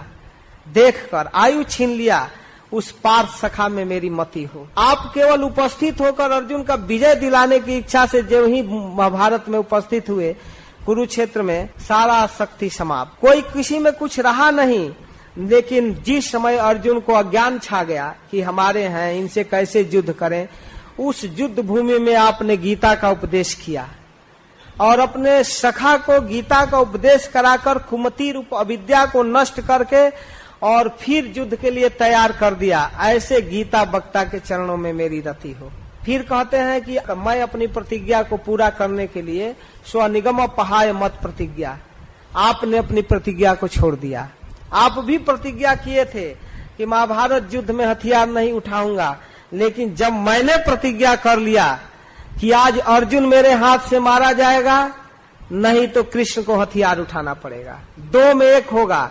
अगर ये दोनों नहीं कर सका तो संतनु सुत नहीं कहाऊंगा, ये मेरी प्रतिज्ञा। इस तरह से ऊंची प्रतिज्ञा कर लिया तो आपने अपनी प्रतिज्ञा का कोई केयर नहीं किया। समस्या दोनों में है। अगर अर्जुन की रक्षा नहीं करते तो भक्त वत्सल भगवान नहीं, उनकी रक्षा करना है, भक्त की रक्षा, और मेरी प्रतिज्ञा की रक्षा भी करनी है क्योंकि मैं भी भक्त हूँ। अर्जुन के शरीर की रक्षा करना है और मेरी प्रतिज्ञा की रक्षा करनी है। इसलिए आपने युद्ध भूमि में गिरे हुए रथ के चक्के को उठाकर मेरे तरफ आ गए और मैंने जब आपको हथियार उठाया हुआ देखा, अभिसार की तरह इंतजार करता था, आइए आइए, बस द्वारिकानाथ आपका इंतजार है। तो इस प्रकार मैंने आपका अभिसार किया, आपने मुझको स्वीकार किया मेरी प्रतिज्ञा को। तो जिस तरह से उस समय रथ से आप नीचे कूदे थे, रथ से नीचे कूदे मेरे लिए, जैसे सिंह हाथी को मारने के लिए टूटता है वैसे आप मुझको मारने के लिए टूटे। तो उस समय सारी पृथ्वी हिल गई थी जब आपके कूदने से, एकदम क्रोध में कूदे, दुपाटा गिर पड़ा, पीताम्बर गिर पड़ा, पृथ्वी कांप गई। अर्जुन दौड़ करके कृष्ण को पकड़ लिए, नहीं नहीं कृष्ण आप अब ऐसा मत कीजिए, लेकिन मुझ अतताई को मारने के लिए आप दौड़े, मेरी प्रतिज्ञा पूरा किए। और जब मैं कहा हाँ हाँ आइए द्वारिकानाथ, बस मेरी प्रतिज्ञा पूरी हुई। भीष्म पितामह की प्रशंसा करते हुए भगवान कहते हैं कि मेरे कौन बाप एक है, आप तो संतनु के पुत्र हैं, मेरे अनेक बाप हैं, कोई वसुदेव नंदन, कोई नंद नंदन कहता है। तो एक बाप वाला की रक्षा होनी चाहिए, मेरे कोई अपनी बाप की चिंता नहीं है। तो इस तरह से मेरी रक्षा किए हे मुकुंद, हे कृष्ण। शीत विषिक हतो विशीर्ण दंश, मैंने छत परिप्लुप्त आतताइनों में अपने को बड़ा दैन्य में कह रहे हैं कि मैं नीच, अपने बाणों से आपके कवच को तोड़ डाला था, आपके छाती से खून निकल रहा था, लहूलुहान हो गया था शरीर, अर्जुन के रोकने पर भी बलपूर्वक मुझको मारने के लिए आप आ रहे थे। वास्तव में ये अनुग्रह, भक्त वत्सलता, यह आपकी अद्भुत है। हे कृष्ण, आप ही मुकुंद हैं, आप ही मेरे जीवन के अंतिम गति हैं, आप में मेरी मति रखें। आप अर्जुन के रथ को कुटुंब की तरह रक्षा किए। कुटुंब कहते हैं कुत्सित कर्म करके भी जिनकी रक्षा की जाए, उसको कुटुंब कहते हैं। तो अर्जुन के लिए आपने क्या नहीं किया, क्या धर्म, क्या अधर्म, क्या कपट, क्या सब कुछ किए। आप इस तरह से अपने भक्त की रक्षा करते हैं, आप में हमारी मति लगे। बहुत सुंदर स्तुति किए हैं। आपकी गति, विलास, सुंदर हंसी, आपका निरीक्षण, देखना, लीला, स्वभाव, इस प्रकार जो आप अपने रूप माधुरी से, लीला माधुरी से सबको अपने बस में करते हैं। खास करके गोप बधुओं को, जो गोपियों को आपने आकृष्ट किया, उनके साथ रास किया। आपकी हाव भाव, सुंदर चाल, मधुर चेष्टा, मुस्कान, सम्मानित गोपियों को जो रास लीला में सम्मान प्राप्त की, आपके लीलाओं का अनुकरण करने लगी, सब वो आपका ही अनुगमन करने लगी, आप में विभोर हो गई, और आपके स्वरूप को हम नमस्कार कर रहे हैं। इस प्रकार से याद कर रहे हैं। उन भगवान के अनेक रूपों को याद करते हैं। मुख्य रूप से युद्ध भूमि के रूप को, फिर उस ब्रज के रूप को भी याद कर रहे हैं। फिर कह रहे हैं कि जिस समय राजसूय जग में महाराज युधिष्ठिर आपको अग्र पूजा के रूप में सबसे ऊंचा आसन दिया, उस समय आपकी दृष्टि कितनी सुंदर थी, आपको देखा जा रहा था। उस सभा में उपस्थित सभी लोग देख रहे थे, सब कानाफूसी कर रहे थे, कितना सुंदर रूप है। उद्धव जी तो कहते हैं कि वहां उपस्थित सभी लोगों ने यही माना कि ब्रह्मा की सृष्टि करने की जितनी कला है इसी रूप बनाने में खत्म हो गया। लेकिन उन लोगों को यह पता नहीं था कि ब्रह्मा के सृष्टि के बाहर का रूप है। तो कह रहे हैं कि यह अर्हण उपपेद ईक्षणीयो मम दृश्य गोचर एष आविरात्मा, वह देखने लायक रूप आज भी राजसूय सभा में अध्यक्ष पद पर बैठा हुआ रूप मेरे हृदय में स्मरण हो रहा है। इस तरह हे कृष्ण, मैं इस शरीर को छोड़ना चाहता हूँ। जैसे एक सूर्य अनेक रूपों में देखते हैं, उसी प्रकार अनेक शरीरधारियों में, जीवात्माओं के अंदर आप रहते हैं, सबके हृदय में विराजमान है, किसी में भेदभाव नहीं है। आप सब हृदय में उपस्थित परमात्मा रूप को भी मैं समझ रहा हूँ। मैं अपना सब कुछ भ्रम मोह छोड़कर, मैं बिना भेदभाव से, भेदभाव रहित होकर अपनी मति को आपके चरणों में दे रहा हूँ, आप कृपा करके स्वीकार कीजिए। यह कहकर भीष्म पितामह अपना शरीर छोड़ दिए, भगवान के चरणों में चित्त को लगाकर। और वहां उपस्थित जितने ब्रह्मर्षि, देवर्षि, राजर्षि सब हक्का बक्का देख रहे हैं, ये क्या हो गया। इस तरह से चुप हो गए जैसे सूर्य के डूबने पर पक्षियों का कोलाहल शांत हो जाता है। सूर्य अस्त हो जाते हैं तो पक्षी, सुबह जब सूर्य उगते हैं तब पक्षियां कोलाहल करती हैं, लेकिन सूर्यास्त के बाद पक्षियों के घोंसले में आवाज नहीं आता है। वैसे वहां एक से एक वक्ता थे, एक से एक विद्वान, लेकिन सब लोग जब भीष्म पितामह का महाप्रयास देखे तो कहे वाह, अद्भुत मृत्यु, अद्भुत। सभी लोग प्रशंसा कर रहे हैं। तत्व दुंदुभयो नेदु देव मानववादिता सशंसु साधो राज्ञा खाद पेतु पुष्प विष्टय। उस समय देवता, मनुष्य सभी लोग खुशी में नाचने लगे। देवता लोग फूल की वर्षा करने लगे। साधु साधु साधु, भीष्म पितामह की अद्भुत मृत्यु। और सब में शांति छा गया। महाराज युधिष्ठिर के इस व्यवहार को, जो भगवान को लाकर उपस्थित कर दिए, अपने ज्ञान लेने के लिए भगवान को ला दिए भीष्म पितामह के पास। सभी लोग अपने हृदय में भगवान को धारण करके, जिस तरह भीष्म पितामह भगवान के गुणों को स्मरण करके शरीर छोड़े, भगवान के नाम को, भगवान के लीला को स्मरण करके सभी लोग अपने अपने आश्रम में चुपचाप जाने लगे धीरे धीरे। तब महाराज युधिष्ठिर फिर हस्तिनापुर आए और हस्तिनापुर के राज सिंहासन को स्वीकार किए और फिर अपने पिता धृतराष्ट्र और गांधारी को सांत्वना दिए। अपने भाइयों के द्वारा और भगवान कृष्ण के द्वारा अनुमोदित राज्य को प्राप्त करके महाराज युधिष्ठिर शासन करने लगे। इसके बाद भगवान फिर द्वारिका जाने के लिए तैयार है। तो 10वें अध्याय में जब भगवान द्वारिका जाने के लिए तैयार हो गए तो अब आज तो विदाई देना पड़ेगा। भगवान भी कहने लगे कि भैया हम भी गृहस्थ हैं, एक स्त्री वाला घर नहीं छोड़ना चाहता, हमारे तो 16,108 स्त्रियां हैं। और इतने लंबा चौड़ा परिवार 5-5 महीना रिश्तेदारी में रहा जाता है। ठीक है, अब जाना चाहिए। तो सब लोग बड़ी खुशी से विदा करने लगे। सूत गोस्वामी कह रहे हैं कि सत्संगान मुक्त दुसंगो नातुम होत सहते बुधा कीर्तमानम जसो जस्य सक्रीदाकर्ण रोचनम। अगर सत्संग के प्रभाव से एक बार भगवान कृष्ण की लीला माधुरी, रूप माधुरी, गुण माधुरी जिसके कान में गिर गया, वो भगवान को छोड़ना नहीं चाहता, रोज उनके गुणों को सुनता है, सुनना चाहता है। सत्संग के द्वारा जिनके चित्त में भगवान आ गए हैं, वह भगवान के मधुर मनोहर सुजस को एक बार सुनकर बार बार सुनना चाहता है, छोड़ने की कल्पना नहीं करता है। वही भगवान जिन पांडवों के साथ बैठे हैं, खाए हैं, सोए हैं, बातचीत किए हैं, जिनका दर्शन, जिनका स्पर्श, जिनसे संलाप, बातचीत करने का अवसर मिला है, उन पांडवों को कृष्ण को के साथ छोड़ने में क्या बीतता होगा, अब आप कल्पना कीजिए। केवल कथा सुनने वाले भागवत नहीं छोड़ना चाहते, रोज सुनते हैं, रोज सुनना चाहते, कृष्ण को छोड़ नहीं पाते हैं कथा सुनकर। और जिनसे इतना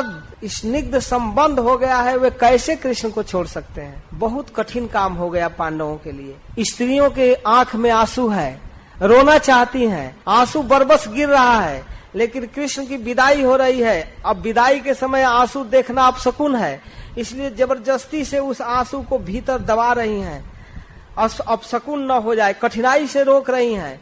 मृदंग बज रहा है, शंख बज रहा है, वीणा, प्रणव, गोमुखा, सारे पंडित स्वस्ति वाचन कर रहे हैं। बहुत सुंदर विदाई, कृष्ण जा रहे हैं। उद्धव और अर्जुन चामर डुला रहे हैं, छत्र लिए हुए हैं, सात्विकी साथ चल रहे हैं। बहुत सुंदर सीन है। उद्धव सात्विकी शैव व्यजने परमाद्भुते, उद्धव और सात्विकी व्यजन लिए हैं और बहुत सुंदर पुष्प की वर्षा हो रही है, ऊपर से, छत से भी, रोड पर भी। और इस तरह से सभी लोग चल रहे हैं, अर्जुन साथ में चल रहे हैं, खूब सुंदर छत्र धारण करके भगवान के साथ चल रहे हैं। बहुत सुंदर दृश्य है। द्वारिका भगवान जा रहे हैं हस्तिनापुर से।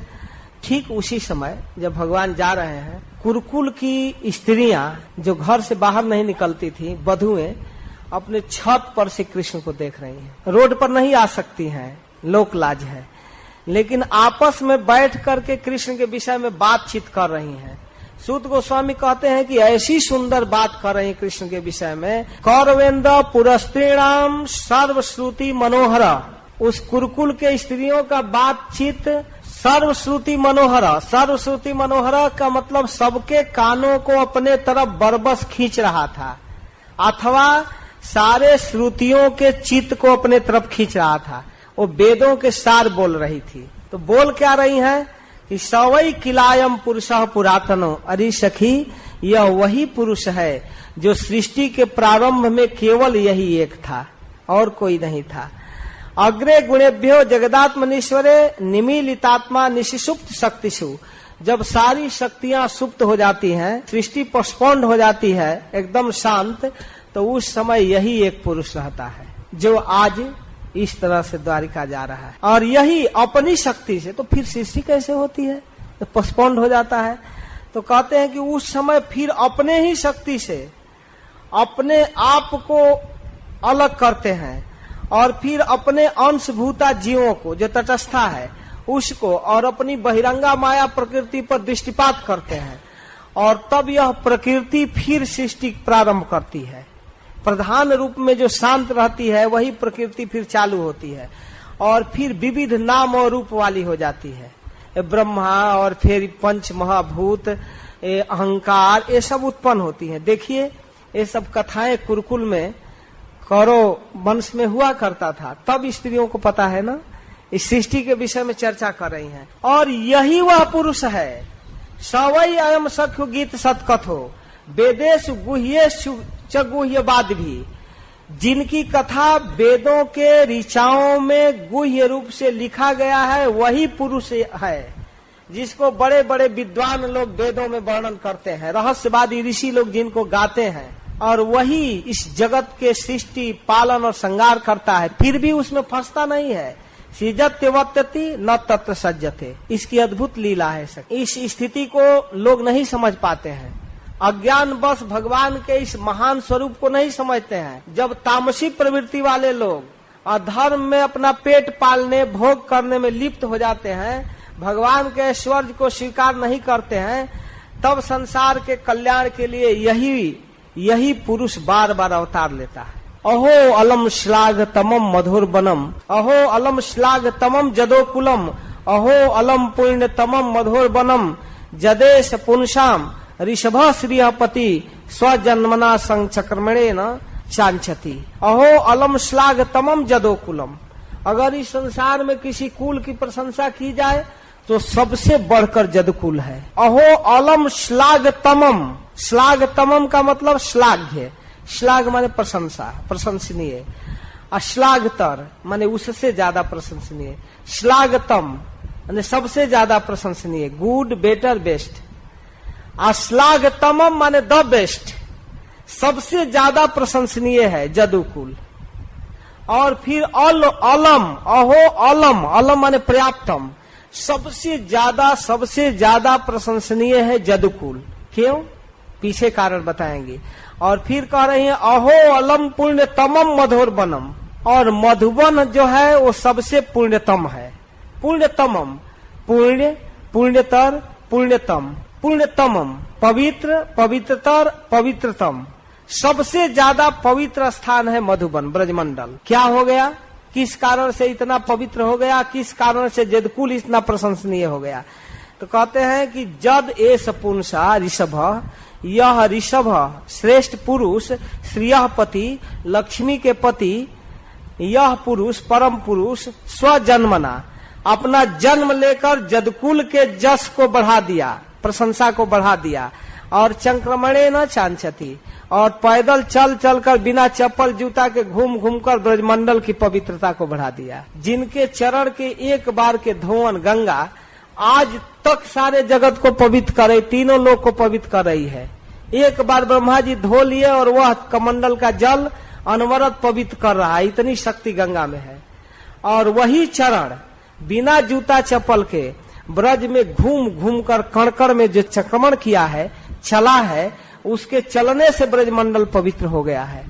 चलने से इतना चले हैं, कोई जगह बाकी नहीं है, खूब चले हैं, पैदल गाय चराए हैं, बिना चप्पल जूता के चले हैं। और यही नहीं, एक साल तो अनेक गोप रूप के में बनकर चले हैं, एक नहीं जितने गोप सखा थे उतने गोप सखा बनकर चले हैं। और जितने बछड़े थे 4-4 पैर बनाकर उतना बछड़ा बनकर चले हैं, बहुत ज्यादा ब्रज में चले हैं। और इस तरह से चल चल कर ब्रज के कण-कण को पवित्रतम बना दिए हैं। यही पुरुष, वही पुरुष है जो ब्रज को इतना महान बनाया है। अहो बत स्व जसस तिरस करी, आज जानती हो सखी, स्वर्ग को तरस आ रही है। स्वर्ग आज अपना मुंह छिपा रहा है। क्यों? कुशस्थली पुण्य जसस करी भुआ, इस पृथ्वी पर द्वारिका है, और जिस पृथ्वी पर द्वारिका है उस पृथ्वी का जस स्वर्ग से बढ़ गया है। स्वर्ग में रहने वाले देवता लोग भगवान का रोज दर्शन नहीं करते, लेकिन पश्यन्ति नित्यम यदनुग्रहेशितम स्मितावलोकम स्वपतिस्म यत् प्रजा, लेकिन द्वारिका में रहने वाली प्रजा प्रतिदिन इस भुवन सुंदर को देखती है। तो द्वारिकावासी स्वर्ग में रहने वाले देवताओं से बढ़कर हैं। देवताओं को यह रूप रोज देखने को नहीं मिलता है, लेकिन द्वारिका वासियों को प्रतिदिन मिलता है। स्मिता वलोक, मुस्कुराता हुआ उनका सुंदर चेहरा, श्री कृष्ण के सुंदर स्वरूप को देखती है द्वारिका की प्रजा। इसलिए द्वारिका का यह सौभाग्य होने के कारण द्वारिका जिस पृथ्वी पर है वह पृथ्वी स्वर्ग के जस को फीका कर दिया। पृथ्वी के सौभाग्य के सामने आज स्वर्ग का कोई कीमत नहीं है। और इस तरह से भगवान के गुणों को गा रही हैं, कहती हैं कि वो नूनम व्रत स्नान हुता दिनेश्वरे समर्चितो जस गृहित पाणी भी पिबंती या सख्य धरा मृतम मुहु ब्रजस्त्रिय मुहु यदाशया। द्वारिका की वो रानियां जिन्होंने इनका पानी ग्रहण किया, कितना बड़ा सौभाग्य है। पिबंती या सख्य धरा मृतम मुहु, ये भगवान के अधरामृत का पान करती हैं। जिस अधरामृत को याद करके गोपियों को बार बार मूर्छा आ जाया करता है। गोपियां जिन भगवान के अधरामृत का स्वादन करके स्मरण करके अपने गोपी गीत में बार बार अधरामृत की चर्चा करती हैं, मूर्छित हो जाती हैं, उन अधरामृत को द्वारिका की ये 16,108 पटरानियां पान करती हैं। ये देखिए द्वारिका का भाग्य। या बीर्ज शुल्केन हिता स्वयंवरे, अरे उन द्वारिका की रानियों ने स्त्रियों के सौभाग्य को बढ़ा दिया। इस तरह साधारण नहीं वो प्राप्त हुई हैं, उनके लिए वीरता का मूल्य चुकाना पड़ा है कृष्ण को। एक एक रानियों को प्राप्त करने के लिए युद्ध करना पड़ा है। क्या है सौभाग्य उस रुक्मिणी का, जिसके लिए कृष्ण ने युद्ध करके रुक्मिणी को प्राप्त किया। आसानी से गिफ्ट नहीं मिली है। कितना भारी तपस्या की होगी रुक्मिणी, जिसके लिए कृष्ण ने स्वयंवर में युद्ध किया और शिशुपाल जैसे दुष्ट राजाओं को विजय प्राप्त करना पड़ा।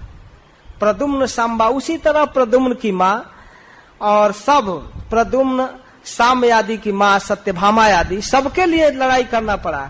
सत्यभामा भी आसानी से नहीं मिली, जाकर युद्ध करना पड़ा। युद्ध करके जब लाए सत्राजित को उपस्थित किए मणि, तब इनाम में दिया अपनी बेटी को। और फिर भौमासुर का वध करके 16,100 रानियों को प्राप्त किए। सबके साथ लड़ाई करना पड़ा, इतनी कठिनाई से प्राप्त किया। क्या सौभाग्य है वास्तव में। एता परम स्थितम अपास्त पेशलम निरस्त शौचम बत साधु कुर्वते। उन द्वारिका के स्त्रियों ने स्त्रियों के सारे अशौच को, सारे अपवित्रता को, सारे उसके अपकृति को उज्जवल कर दिया। कृष्ण को अपना पति बना ली। तो उनके स्त्रीत्वम अपास्त पेशलम, स्त्रियों के साथ जो एक कलंक है कि स्त्रियां अशुद्ध रहती हैं, कम बुद्धि वाली हैं, क्या क्या निंदा किया गया है उन सभी। और फिर पवित्रता से रहित स्त्री को अपवित्र माना जाता है, लेकिन इससे ये स्त्री जीवन को पवित्र और उज्जवल बना दिया। जिसको परम पुरुष भगवान स्वीकार कर लिए उसमें क्या पवित्रता है। और एक नहीं 16,108 स्त्रियों ने इस पवित्रता का ध्वज फहराया। हमारे स्त्री समाज के जस को बढ़ा दिया है द्वारिका की रानियों ने। कितना गौरवान्वित होकर कुरुकुल की स्त्रियां प्रशंसा कर रही हैं। और इस प्रकार द्वारिका में रहने वाले सभी प्रजा एक से एक महान हैं जो कृष्ण को प्राप्त किए हैं। इस तरह से इस पुष्कर लोचन कमल नयन भगवान का दर्शन करते हैं। इस प्रकार स्त्रियां कृष्ण की प्रशंसा कर रही हैं और भगवान चलते चलते उनके तरफ देखते हैं। वो अद्भुत भगवान का सीन है। चलते चलते एवं विधा गदंती नाम स गिरापुर जोशिताम, उन स्त्रियों की आवाज श्रुतियों के चित्त को खींच रहा था, सुनने वालों को चित्त को खींच रहा था और कृष्ण के चित्त को भी खींच रहा था। इसलिए भगवान उन पुरजोशिताम के तरफ निरीक्षण अभिनंदन सस्मिते न ये हरि, मुस्कुराते हुए उनके तरफ देखे और उनके द्वारा जो वर्णन है उसको एक्सेप्ट करते हुए, स्वीकार करते हुए, आश्वासन देते हुए भगवान चले गए। और स्नेह में महाराज युधिष्ठिर चतुरंगणी सेना भेजे कि कहीं रास्ते में कृष्ण के साथ कोई दुश्मनों का चढ़ाई न हो जाए। स्नेह की अधिकता से कृष्ण को जरूरत नहीं था। भगवान धीरे धीरे जा रहे हैं। कुरुजांगल, पंचाल, सुरसेन प्रदेश को घूमते हुए ब्रह्मावर्त, कुरुक्षेत्र सब क्षेत्र को जाते हुए राजस्थान के मरुस्थल को पार करते हुए द्वारिका में पहुंचते हैं। और जा करके शाम के समय जहां रुकने का समय हुआ, संध्या वंदन किए और इसके बाद भगवान द्वारिका में जाकर अपना पांचजन्य शंख आने की सूचना दिए। इस तरह से 10वां अध्याय पूरा हुआ। इसके बाद 11 अध्याय में वर्णन है कि वहां द्वारिका के लोग जब भगवान के शंख को सुने तो बहुत प्रसन्न हुए। प्रसन्न होकर वे दौड़ते हुए कृष्ण के अगवानी के लिए आए। आकर भगवान के सामने तरह तरह से जथा जोग, जिस तरह से जैसा कृष्ण का स्वागत करना चाहिए वैसे आकर कृष्ण को स्वागत किए। आत्मा रामम पूर्ण कामम निज लाभे न नित्यदा, भगवान अपने आप में रमण करते हैं, उनको कोई बाहरी वस्तु की जरूरत नहीं, सर्वदा अपने आप में रमण करने वाले। फिर भी जैसे लोग बड़े आदर से भगवान सूर्य को दीप दान करते हैं, सूर्य को दिया दिखाने की क्या जरूरत है, खुद प्रकाश पुंज है, लेकिन उसी दिया से सूर्य की पूजा होती है। उसी प्रकार भगवान को कुछ चाहिए नहीं, फिर भी द्वारिकावासी भेंट अर्पित कर रहे हैं। सब लोग प्रसन्न मन से कृष्ण का स्वागत करते हैं। सबके सुहृद कृष्ण हैं। सब अपने जैसे बालक अपने माता पिता से तोतली भाषा में बात करता है, वैसे द्वारिका की प्रजा उनके चरणों में प्रार्थना कर रहे हैं। प्रार्थना कर रहे हैं, स्वागतम स्वागतम, आइए प्रभु, हम सनात हुए आपको देखकर। इस तरह से द्वारिका की प्रजा स्वागत करने लगी। भगवान किसी को प्रणाम करते हैं, अपने बड़ों को पैर छूकर, किसी से छाती से मिलते हैं और किसी का प्रणाम स्वीकार करते हैं। बड़े हैं तो छोटों का प्रणाम स्वीकार करते हैं, किसी से मुस्कुराकर बात करते हैं। इस तरह से भगवान सबको आनंदित करते हुए द्वारिकापुरी में प्रवेश करते हैं। द्वारिकापुरी बड़ा ही सुंदर भगवान की राजधानी है। वहाँ सब जगह सजाया गया है भगवान के स्वागत के लिए। आने की सूचना मिल गई थी। सब जगह सुंदर पुष्प से, फल से, अंकुर से, जल से कलश रखा हुआ है। केला के पत्ते सजाए गए हैं। सब जगह पूर्ण पानी से भरा हुआ कलश रखा हुआ है। सबको भगवान देखते जा रहे हैं। सब सारे दरवाजे को सजाया गया है। सब जगह सुंदर हाथियों को सजा कर रखा गया है। खूब सुंदर वर्णन है। भगवान सबसे पहले अपने माता पिता के महल में प्रवेश किए। बहुत दिन के बाद लौटे हैं तो सीधे पत्नी के महल में नहीं जाते हैं, माता पिता के महल में जाते हैं। बड़े आनंद से देवकी और अपनी समस्त माताओं के चरणों में प्रणाम करते हैं। माताएं उनको गोद में लगाती हैं। स्नेह के कारण माताओं के हृदय भर जाता है, उनके स्तन में दूध आ जाता है। ताप पुत्रम अंकमारोप्य स्नेह स्नूत पयोधरा। जब गोद में लेती है अपने प्रियतम पुत्र को देवकी रोहिणी आदि, तो जब ही गोद में ली थे उनके स्तन से दूध आ गया। हर्ष विह्वलितात्मानम शिशु नेत्र चई जलई। दूध स्तन से चू रहा है और आंख से आंसू। कृष्ण का अभिषेक करा दी।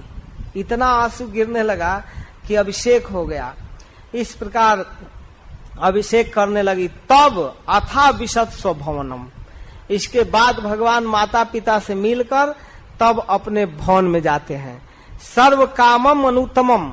सभी प्रकार की सामग्रियों से उत्तम भवन। प्रसादा जत्न पत्नी नाम सहस्त्राणी च षोडश। अब भगवान एक बार में ही, बारी बारी से जाने में तो महीनों लग जाएगा, एक बार में ही 16,108 रूप धारण करके सभी महल में एक साथ घुस गए। ये नहीं कि अब आज इनके यहाँ कल उनके यहाँ, इस तरह तो बहुत विलम्ब होगा। तो ये तो भगवान है। एक साथ यत्र पत्नी नाम सहस्त्राणी च षोडश, 16,108 पत्नियों के भवन में प्रवेश किए और पत्नियां उनको प्राप्त करके एकदम संकोच में हो गईं। अहो मेरे प्राणनाथ बहुत दिनों के बाद आए हैं। बड़े आनंद से अपने निकट देखकर एकाएक उठकर खड़ी हुई और उन्होंने केवल आसन ही नहीं बल्कि सारे नियमों का त्याग कर दिया जिन्हें वे प्रवास काल में धारण की थी। पति सामने नहीं रहने पर जो श्रृंगार आदि नहीं करती, वो सबको छोड़कर उस समय उनके सामने लज्जा छा गई। अभी बढ़िया से तैयार नहीं हो पाई थी, संकोच हो गया और भगवान को देख करके अपने आंसू को नहीं रोक पाई। उनके बहुत संकोच हो रहा था, लेकिन विवशता बस उनके आंसू गिर ही रहे थे अपने प्रियतम को देखकर। फिर भी जिनको कभी छोड़ना नहीं चाहती, लक्ष्मी जिनके चरणों को छोड़ना नहीं चाहती, वह भगवान आए हैं और भगवान को प्राप्त करके सभी बहुत प्रसन्न हैं। साक्षात परमेश्वर अपनी लीला से इस मनुष्य रूप में आए हैं और सहस्रों रमणियों में रमण करते हैं, साधारण पुरुष की तरह मिलते हैं। लेकिन सूत गोस्वामी एक अद्भुत बात कहते हैं कि उद्दाम भाव पिशुना मलवल गुहास वीड़ावलोक निहतो मदनो पिजासाम सम्मूह्य चापम अजहात प्रमदो तमास्ता जसेन्द्रियम विमथितुम कुहकई न शेखु। करें इस प्रकार जिनकी निर्मल और मधुर हंसी उनके हृदय के उन्मुक्त भावों को सूचित करने वाली थी। वो स्त्रियां इतनी सुंदर मुस्कुराती थी, सुंदरी थी। उनके सौंदर्य का वर्णन भागवत में रह रहकर वर्णन है। रुक्मिणी जी के सौंदर्य का वर्णन है कि जिस समय वो देवी पूजन के लिए गई थी और कृष्ण के आने का सूचना मिल चुका था, एकदम उचित समय का इंतजार कर रही थी कि अब प्रियतम आएंगे और मुझको हरण करेंगे। गांव से बाहर देवी मंदिर में निकली हैं, तो पूजन करके जब निकलती हैं तो उस समय अपने घूंघट को थोड़ा सा हटा करके अपने प्रियतम को देखना चाहती हैं, किधर हैं, आगे पीछे इधर उधर देख रही हैं।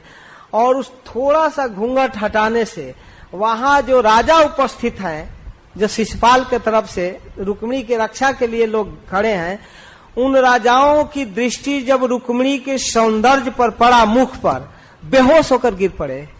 उनके हाथ का हथियार छूट पड़ा, वो धरती पर गिर पड़े, एकदम मैदान खाली हो गया और भगवान आए और रुक्मिणी को रथ पर बैठा लिए।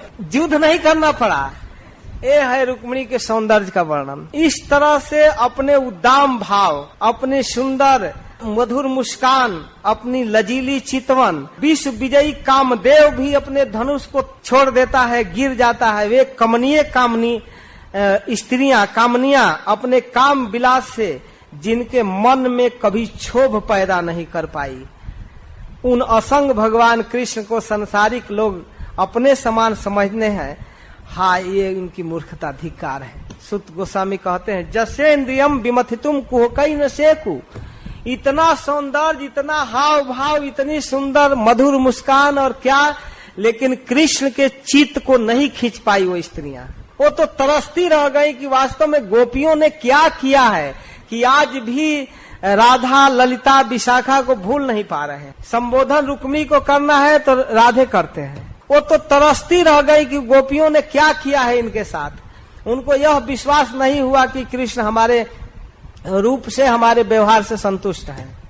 नहीं शोभित कर पाई कृष्ण के चित्त को। सूत गोस्वामी अपने कथा कहते हुए कहते हैं कि ऐसे हैं भगवान अकाम, कोई कामना नहीं, रहते हैं अपने नित्य पत्नियों के साथ विहार करते हैं, लेकिन भगवान आसक्त नहीं है। तम में निरे बला मूढ़ा स्त्रीणम चानुव्रतो रह अप्रमाण विदो भर्तुर ईश्वरम मतयो यथा। तो इस प्रकार मूढ़ स्त्रियां कृष्ण को एकांत सेवी स्त्री परायण समझ बैठी थी, भगवान के ऐश्वर्य को नहीं जानती थी।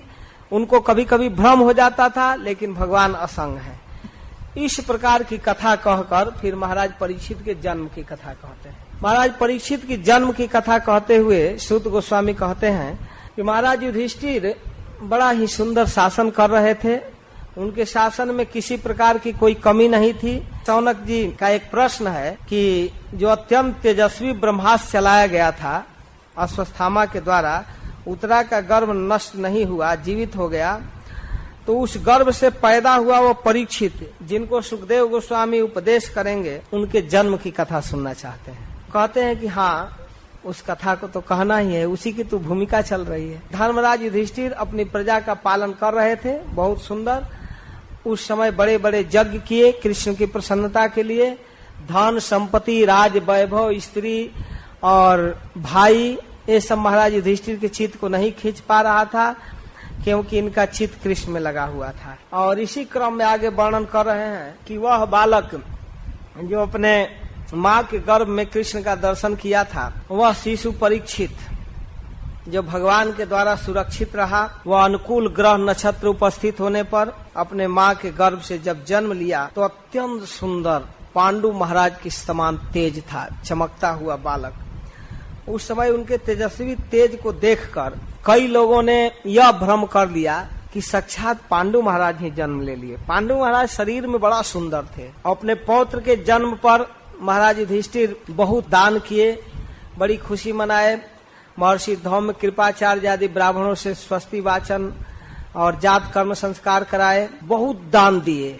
जात कर्म के समय, जिस समय अभी बच्चे का नाल छेदन नहीं होता है, उसी समय जन्म लेते ही दान किया जाता है बच्चे के हित के लिए। उस समय उन्होंने स्वर्ण, गाय, पृथ्वी, हाथी, घोड़ा सब दान किए, विविध प्रकार से बहुत बड़ा दान किए। ब्राह्मण लोग संतुष्ट हो गए, सभी वर्ग के लोगों को दान किए, खासकर ब्राह्मणों को।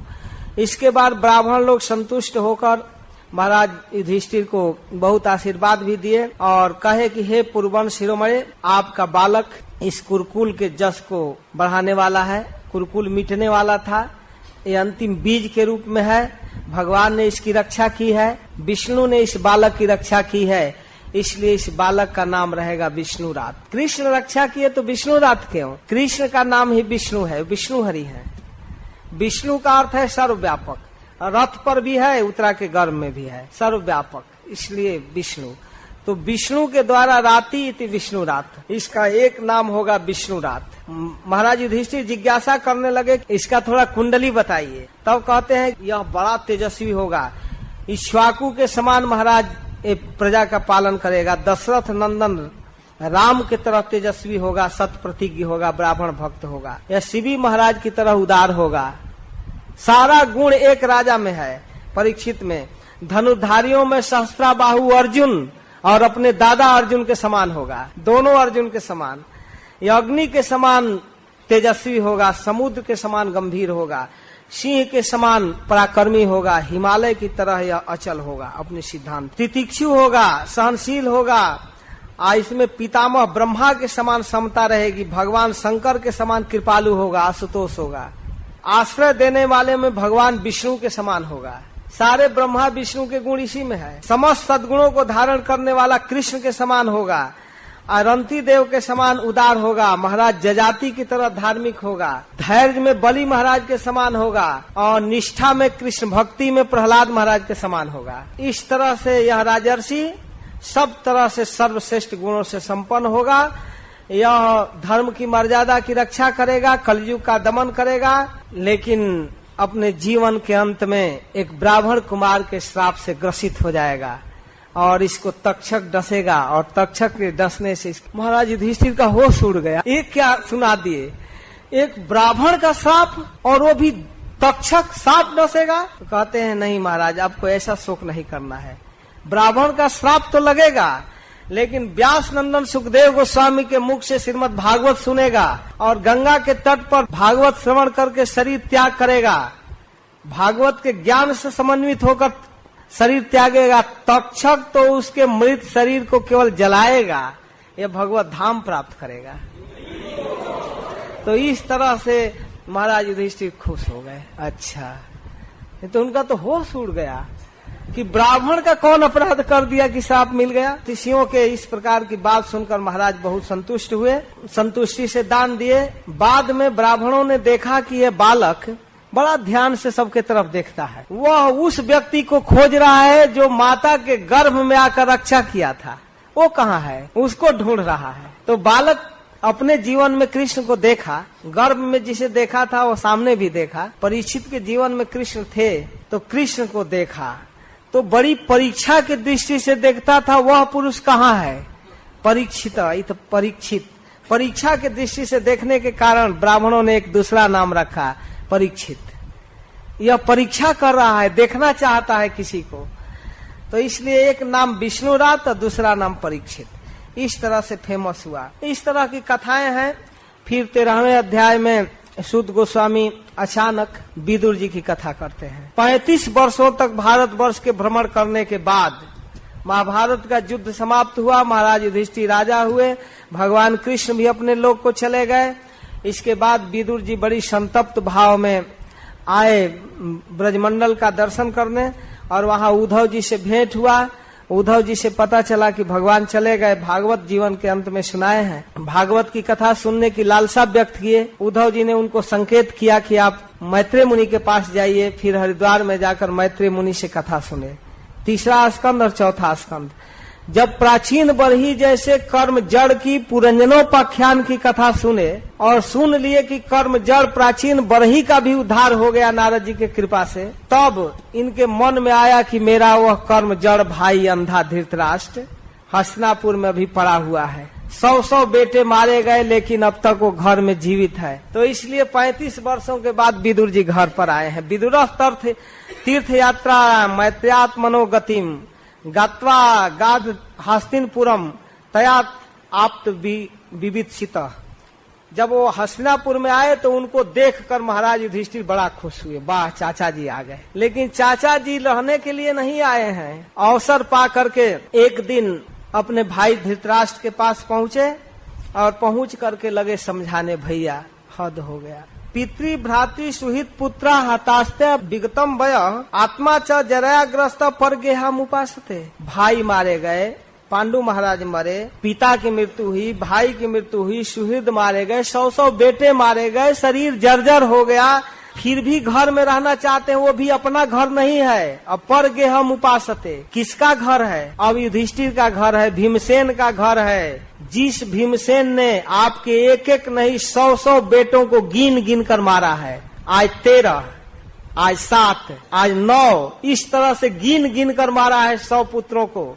उसी भीम के द्वारा दिए गए रोटी को खा रहे हैं। हाय हाय, लज्जा नहीं लग रही है? अहो महियसी जंतु जीवतासा या भवान भीमा पवर्जितम पिंडम आदते गृहपालवत। हद हो गया, कुत्ते की तरह जीवन जी रहे हैं। ये जीने की जो आशा है वो हद हो गया। भीमा पवर्जितम पिंडम आदते गृहपालवत।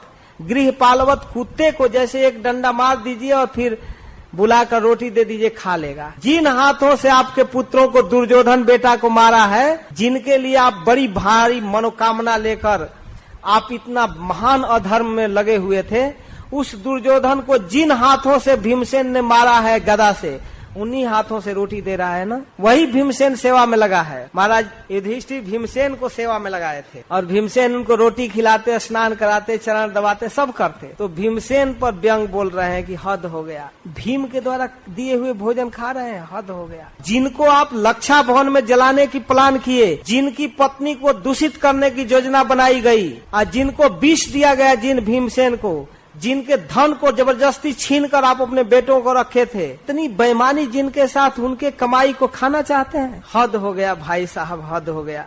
छोड़िए घर, कोई बात नहीं, अभी कुछ नहीं बिगड़ा है। जो व्यक्ति अज्ञान में जीवन बिता लेता है उसकी तो बात कुछ नहीं, चलिए मूर्खता में बीत गया। लेकिन अब से भी होश में आइए। अगर होश में होकर व्यक्ति अपने घर को छोड़कर भगवान की भक्ति करता है, वो उदार है और वही नरोत्तम है। यह स्वकात परतो बेहद जात निर्वेद आत्मवान। अगर किसी भी समय वैराग्य हो जाए और हरि को हृदय में रहकर घर छोड़ दिया जाए, वह व्यक्ति श्रेष्ठ मनुष्य है। चलिए अभी भी कुछ नहीं बिगड़ा है। चलिए, इतना भारी गंभीर प्रीचिंग किए कि एकदम हृदय में लग गया। जिस प्रीचिंग को एक बार अक्रूर जी कर रहे थे तो धृतराष्ट्र कह रहा था, हे अक्रूर जी, आपका ज्ञान मेरे शरीर पर वैसे टकरा रहा है जैसे आकाश की बिजली वैदुर्य मणि पर पड़े, चमके चक दे चमकता है लेकिन रुकता कितना देर है। लाइट तो बहुत तेज होता है आकाश की बिजली का, लेकिन स्फटिक मणि पर यदि पड़े तो मणि तो ऐसे चमकता है, अब फिर ऊपर से बिजली का प्रकाश तो बहुत ज्यादा प्रकाश होता है लेकिन ठहरता नहीं है। सौदा मणि जथा, उसी प्रकार आपका ज्ञान टीक नहीं रहा है मेरे हृदय में। आज विदुर जी का ज्ञान टीक गया और कहे चलो भैया जो कहो वही करूंगा, तो बस तुरंत निकलिए। रात में ही निकल गए, रात में निकल गए। उधर युधिष्ठिर महाराज सोए थे, उनका सेक्रेटरी भी सोया था संजय, और सीधे निकल गए। पीछे से गंधारी भी और द्वारपालों ने उनको जगह दे दिया, जाने दीजिए, चले गए। महाराज युधिष्ठिर जगने के बाद सुबह सुबह आते हैं, धृतराष्ट्र को गंधारी को प्रणाम करने रूटीन के अनुसार आए तो है ही नहीं, न पिताजी है न माताजी है। क्या हो गया? ओहो, क्या हुआ? पुत्र शोक से पीड़ित दुखिता माता गंधारी, मेरे परम हितैषी विदुर जी कहाँ चले गए? धृतराष्ट्र कहाँ चले गए? उनको तो नेत्र भी नहीं है, वो कहाँ रहेंगे? हे संजय, क्या हुआ क्या हुआ, आप क्या करें? संजय तो कह रहे हैं कि ये दोनों मुझे ठग लिए, मैं तो समझा ही नहीं वे कहाँ गए, उनके संकल्प का योजना ही मुझे पता नहीं था। हे महाबाहो, मैं क्या करूं? इस प्रकार संजय अब रो रहे हैं, कुछ पता ही नहीं चल रहा है। महाराज युधिष्ठिर भी रो रहे हैं, पता कर रहे हैं, देखो देखो सीआईडी विभाग, कहीं कुछ पता नहीं चल रहा। तब तक नारद जी आ गए तुम्बरु के साथ। तुम्बरु एक गंधर्व है, बीड़ा बजाते हुए नारद आ गए। तो नारद के चरणों में प्रणाम करके महाराज युधिष्ठिर कहते हैं, भगवान आप तो त्रिकालदर्शी हैं, तीनों लोक में भ्रमण करते हैं, कहीं हमारे चाचा जी का पता है, विदुर जी का, धृतराष्ट्र का, माता गंधारी का, कहाँ चले गए हमें छोड़कर? अब इतना रोने लगे, स्वागत करना, नारद जी को प्रणाम करना सब भूल गए युधिष्ठिर महाराज, सीधे देखते ही रोने लगे। तो नारद जी कहते हैं कि तुम ही इस जगत को चलाने वाले हो क्या? तुम ही जगत को चलाने वाले हो? माँ कंचन सुचो राजन यदीश्वर बसम जगत लोका सपालो जस्य में बहंती मलिमीषितु स संयुनक्ति भूतानि स एव वियुनक्ति च। अरे युधिष्ठिर, यह सारा संसार एक ईश्वर के अधीन है, वही इस जगत में लोगों को मिलाता है और हटाता है। जैसे पशु बैल बांध दिए जाते हैं दौरी में, चलते रहते हैं, उस तरह से सारा जगत वेद रूपी रस्सी में मर्यादा में बंधा हुआ है, ब्रह्मा शिव आदि सभी बड़े बड़े देवता। और वही जैसे कठपुतली के खिलौने को वो जो संचालक चलाने वाला है वो मिलाता है, कठपुतली को पता नहीं है कैसे नाच रहे हैं, कैसे मिल रहे हैं, कैसे हट रहे हैं, सूत्रधार जानता है। तो सूत्र तो कृष्ण के हाथ में है। जथय वेक्ष या निर्णाम, उसी प्रकार जिनसे जगत चल रहा है, जो समस्त जगत को चलाने वाला है, सारा संसार काल कर्म गुणाधीनो देहो यम पांच भौतिका, यहाँ रहने वाले लोग किसी दूसरे की रक्षा नहीं करते। जो मृत्यु के गाल में है वो क्या दूसरे की रक्षा करेगा? तुम उनको बचा नहीं पाओगे, मत चिंता करो। फिर भी कुछ सूचना तो कहते हैं कि हाँ, ये विदुर जी की सहायता से ये लोग उत्तर दिशा में गए। हरिद्वार में जहाँ गंगा 7 विभागों में बढ़ती है, सप्तर्षियों के स्थान है, उस सप्तर्षि के स्थान में वे लोग जाकर विदुर जी की प्रेरणा से अपने चित्त को भगवान में एकाग्र करेंगे। भविष्य की कथा वर्तमान जैसे बोल रहे हैं, वे अपने चित्त को एकाग्र कर लिए ऐसे बोल रहे हैं। वर्तमान को भविष्य को खींच करके वर्तमान में लाकर देवर्षि नारद बोल रहे हैं। होगा 7 दिन बाद, लेकिन कह रहे हैं कि अपने चित्त को भगवान में लगा करके और आसन को जीत करके ऐसे बैठ गए धृतराष्ट्र जैसे ठूंठ वृक्ष हो, जिस पर पत्ता उठा डाढ़ न हो, एकदम हिलता न हो, और अपने सारे बुद्धि को, मन को, इंद्रियों की वृत्ति को भगवान के स्वरूप में लगा करके एकदम स्थिर भाव से स्थिर हो गए। अब तुमको डिस्टर्ब नहीं करना चाहिए, उधर नहीं जाना चाहिए। और आज के 7वें दिन भगवत चिंतन करते हुए उनके उस शरीर से तेज निकलेगा अग्नि, अलग से आग नहीं लगाना पड़ेगा, और उस शरीर जल कर भस्म हो जाएगा। वो माता जी गंधारी उनको लाऊंगा, ना, उनके लिए चिंता नहीं करना है। गंधारी भी अपने पति का अनुगमन करते हुए उसी आग में प्रवेश करेगी और वो भी भगवत धाम प्राप्त। और तो चाचा जी को लाऊंगा, कहते चाचा जी तो उनको लगा करके तीर्थ यात्रा में चले गए, चाचा जी वहां नहीं है, तुम उनके लिए चिंता मत करो, तुम्हारे राज वैभव और मंत्री पद संभालने नहीं आएंगे, वो चले गए और तीर्थ सेवन करते हैं, करेंगे, उनके विषय में भी आएगी कथा। तो इस प्रकार कहकर देवर्षि नारद तुम मरु के साथ बीड़ा बजाते हुए चले गए। महाराज युधिष्ठिर को सांत्वना दे। लेकिन अब दूसरी घटना है कि अर्जुन को भेज दिया गया है द्वारिका कृष्ण के समाचार के लिए। अर्जुन द्वारिका गया है, 5 महीना बीत गया है, द्वारिका से आया नहीं अर्जुन, कोई सूचना नहीं, क्या हो रहा है कुछ पता नहीं चल रहा है। अर्जुन इतना विलंब क्यों लगाया? अब तक कोई पत्र भी नहीं भेजा, हो क्या रहा है? नारद जी अपने प्रवचन में यह भी कह चुके थे कि तुम ज्यादा चिंता मत करो, इस जगत को अपने ढंग से चलने दो, अभी तुम अपने पिता धृतराष्ट्र के और विदुर की चिंता कर रहे हो, कुछ ही दिनों में संवाद मिलने वाला है कि तुम्हारे परम प्रिय कृष्ण भी इस पृथ्वी को छोड़कर चले गए, अभी संवाद मिलने वाला है। हालांकि देखिए नारद जी की कुशलता, कह नहीं रहे हैं कि छोड़कर चले गए, और भगवान कब के गए हैं? विदुर जी को वृंदावन में पता चल गया है, आकर हरिद्वार में कथा सुने, इसके बाद आए हस्तिनापुर, फिर भी बताए नहीं। जो अपने आप दुखद समाचार मिलने वाला है उसको जल्दी क्यों दुखी करें? इसलिए विदुर जी केवल धृतराष्ट्र को निकालने के लिए रहे, लेकिन युधिष्ठिर को सूचित नहीं किए कि कृष्ण चले गए। और अर्जुन 5 महीना पहले का गया है, कोई सूचना ही नहीं दे रहा है, आया ही नहीं। इधर नारद जी संकेत तो कर गए कि भगवान भी चले जाएंगे, तुम अभी विदुर के या धृतराष्ट्र के चक्कर में मत पड़ो। अब तो ये घटना तो हो गई। अब युधिष्ठिर महाराज भीमसेन को बुलाए और कहने लगे कि अर्जुन द्वारिका गया है, इतना दिन हो गया अभी तक नहीं आया, 7 महीना बीत गया, 5 महीना मैं कह रहा था, सॉरी 7 महीना, अब तक पता नहीं चला। गता सप्ताह धुना मासा भीमसेन तवानुज, हे भीमसेन तुम्हारा छोटा भाई अर्जुन नायाति कस्यवा है तो नाहम वेदमन अम जसा, मैं क्या बतलाऊं समझ में नहीं आ रहा है, ठीक मैं नहीं समझ पा रहा हूँ कि कारण क्या है, क्यों नहीं आ रहा है। ये संपत्ति, राज, वैभव, स्त्री, जस, प्रतिष्ठा जो कुछ है न भीमसेन कृष्ण की कृपा से है।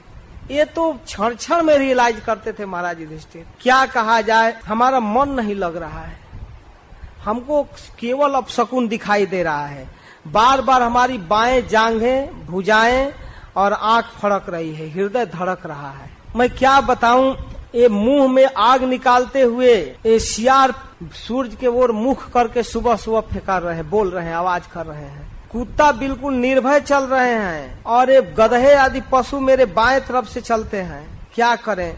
बुरे पशु दाहिने करके चलते हैं और गाय आदि बाएं करके चलती हैं। बड़ा बुरा दिन आ गया, सब जगह अपशकुन दिखाई दे रहा है, मूर्तियों में आंसू गिर रहा है, गायें गौशाला में रो रही हैं, बादल में गर्जन बहुत है, लगता है बादल खून बरस रहा है, सूरज की प्रभा देखो फीकी पड़ गई है, आकाश परस्पर ग्रहों से नक्षत्रों से टकरा रहे हैं, इस नदी नद चारों तरफ क्षुब्ध, मेरा मन बड़ा कांप रहा है, बहुत शोक में है। अरे समझ में नहीं आ रहा है भीमसेन क्या बोले। भीमसेन चुपचाप सुन रहे हैं। कहते हैं भीमसेन देखो, मुझको लगता है ना कि देवर्षि नारद का किया हुआ संकेत पूरा हो गया। ये पृथ्वी जो सौभाग्यशाली हो विधवा हो गई। अब पृथ्वी के सुहाग जो है मांग का सिंदूर कृष्ण के चरण, वो भागहीना भूमि भगवान के ध्वजा वज्र अंकुश आदि विलक्षण चिन्हों से युक्त चरण चिन्ह को खो चुकी है, हमको ऐसा लग रहा है। तब तक पता चला कि अर्जुन आ गया। अर्जुन आ गया तो महाराज युधिष्ठिर को थोड़ी प्रसन्नता हुई, अर्जुन आ गया। लेकिन अर्जुन इतना आतुर है, इतना आतुर है, इतना रो रहा है कि महाराज कभी वैसा अर्जुन को देखे नहीं थे। उनके कमल जैसे नेत्रों से अजस्र अश्रु गिर रहा है और घबराकर महाराज युधिष्ठिर को प्रणाम करता है। देवर्षि नारद की बात याद करके अर्जुन से महाराज युधिष्ठिर पूछते हैं, क्या भाई क्या हो गया? द्वारिका में सारे संबंधी ठीक से हैं? कृष्ण बलराम ठीक से हैं? जादव लोग ठीक हैं? सुरसेन जी ठीक हैं? वसुदेव ठीक हैं? उनकी पत्नियां रोहिणी देवकी आदि ठीक से हैं? सबको पूछते हैं एक एक नाम रखकर। उनके पुत्र ठीक हैं? देवक जी ठीक हैं? और कृतवर्मा अक्रूर जयंत आदि सब कुशल से हैं ना? और कृष्ण के वीर पुत्र प्रद्युम्न आदि ठीक से हैं? अनिरुद्ध ठीक से है? सबका समाचार पूछते हैं। अरे सब तरह से सुधर्मा सभा में कृष्ण सुख से विराजमान है ना, लेकिन ये रोते जा रहे हैं, रोते जा रहे हैं। अरे कृष्ण अपने पत्नियों के साथ, राजरानियों के साथ कुशल पूर्वक है ना? अरे सबके साथ तुम पहले अपने विषय में बतलाओ, तुम ठीक से हो? तुम्हारा स्वास्थ्य ठीक है ना? कोई मानसिक दैहिक पीड़ा तो नहीं है? क्या हो गया? अरे भाई अर्जुन बताओ तो सही, तुम स्वयं ठीक से हो? तुम मुझे श्रीहीन देख रहे हो भैया, बड़ी रो रहे, बहुत दिनों के बाद आए हो। क्या द्वारिका में तुम्हारा कोई अपमान कर दिया, या कहीं तुम्हारे सम्मान में कमी हो गई जिसको याद करके रो रहे हो? किसने अपमान किया है तुम्हारा? कहीं तुम दुर्भाव और अमंगल वचन तो कोई नहीं बोल दिया, कोई गाली दे दिया है क्या छोटा व्यक्ति? अथवा तुम्हारे पास कोई याचक आया, कुछ मांगा और तुम दे नहीं पाया, बाद में पछता रहे हो? तुमने कोई प्रतिज्ञा किया और उसे पूरा नहीं कर पाया, इसके लिए रो रहे हो? तुम्हारे शरण में आए हुए अपने शरणागतों की रक्षा तुमने नहीं कर पाया, या ब्राह्मण की, गाय की और बच्चों की, वृद्धों की, रोगियों की तुमने रक्षा नहीं किया? क्या किया? आखिर श्रीहीन क्यों दिख रहे हो? कहीं तू अगम्या स्त्री के साथ गमन तो नहीं किया है और बाद में मेरे सामने तुमको ग्लानि हो रही है? क्या हो गया है? अरे कहीं अपने से छोटे या बराबरी वालों से युद्ध में हार तो नहीं गए हो? अजय विजेता अर्जुन का जस चला गया, ऐसा तो नहीं हुआ है? कहीं भूख में किसी बूढ़े को और बच्चों को अपमान करके खा लिया? कोई भूखा बच्चा वहीं मांग रहा है, उसको नहीं दिया और बाद में रो रहे हो? कौन सा निंदित कर्म किए हो? बताओ तो सही। हो न हो, ये सब कारण नहीं है। बोलता नहीं है इसका मतलब ये कारण नहीं है। क्या तुम अपने परम प्रिय, अभिन्न मित्र, परम सुहृद श्री कृष्ण से रहित हो गए हो? क्या कृष्ण इस पृथ्वी को छोड़कर चले गए? निश्चित रूप से तुम कृष्ण से शून्य हो गए हो। इसके अलावा तुम्हारी मानसिक पीड़ा का और कोई कारण नहीं हो सकता। तब अर्जुन बोलने का कोशिश करते हैं, कहते हैं कि हे महाराज, मेरे भाई, मेरा घनिष्ठ मित्र, मेरा सारथी, जो भी कहिए, वह बंधु हरि मुझको ठग दिया। वो मुझे ठग दिया। जिनके कृपा से मैं इतने देवताओं को भी आश्चर्य में डालने वाला वीरता प्राप्त किया था, वो कृष्ण अब चले गए। जिनके क्षण भर वियोग से अप्रिय हो जाता है, जिनके दर्शन से सारे मंगल छा जाता है, उस कृष्ण से मैं रहित हो गया। अब कृष्ण के गुणों को स्मरण कर रहे हैं, एक एक महाभारत की कथाएं याद कर रहे हैं। जिनके कृपा से मैंने खांडव वन जलाया, एक बार देवराज इंद्र को चुनौती किया, और जिसमें मैं दानव को मैंने प्राप्त किया, और मैं दानव ने आपके लिए सभा बनाया है, उसको मैंने अपने अधीन किया। जिनके कृपा से मैंने बहुत सारे युद्ध जीते, महाभारत युद्ध में अनेक दुरंत वीरों को हराया, दुर्वासा के विशाल श्राप से जिन्होंने कृपा करके वनवास के समय उपस्थित होकर जो हमारी रक्षा की, वो कृष्णम नहीं है। बहुत बात कहते हैं। मैं देवताओं की सहायता करने के लिए स्वर्ग में गया था, इंद्र के बराबर आसन पर बैठने का अधिकार मिला। तत्रैव में विहरतो भुजदंड जुग्म, मैं अपने इन दोनों भुजाओं से देवताओं की सहायता किया। वो कृष्ण आज मुझको छोड़कर चले गए, मैं उनके द्वारा ठग लिया गया। विविध प्रकार की याद कर रहे हैं। क्या मैं बताऊं, महाभारत युद्ध में भीष्म, कर्ण, गुरु द्रोणाचार्य, शल्य, बड़े बड़े राजाओं को जो पराजित किया, आगे चलता था आपकी रथ, जिनके कृपा से मेरा रथ आगे चलता था, वह कृष्ण मुझको छोड़कर चले गए।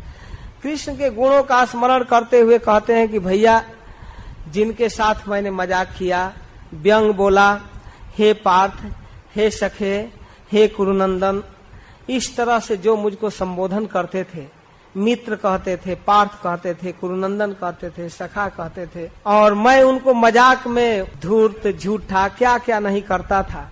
कितना नरमाणी उदार रुचिरा स्मित शोभितानी, वो सब रूप मुझे व्यथित कर रहा है। बार बार मुझको याद आ रहा है, स्मर तु लुठंती हृदय मम माधवस्य, उस माधव का वह स्वभाव मुझे याद आ रहा है। एक साथ सोना, एक साथ खाना, एक साथ चलना, सब कुछ मुझे याद आ रहा है। लेकिन क्या कहूं, मैं उनसे रहित हो गया।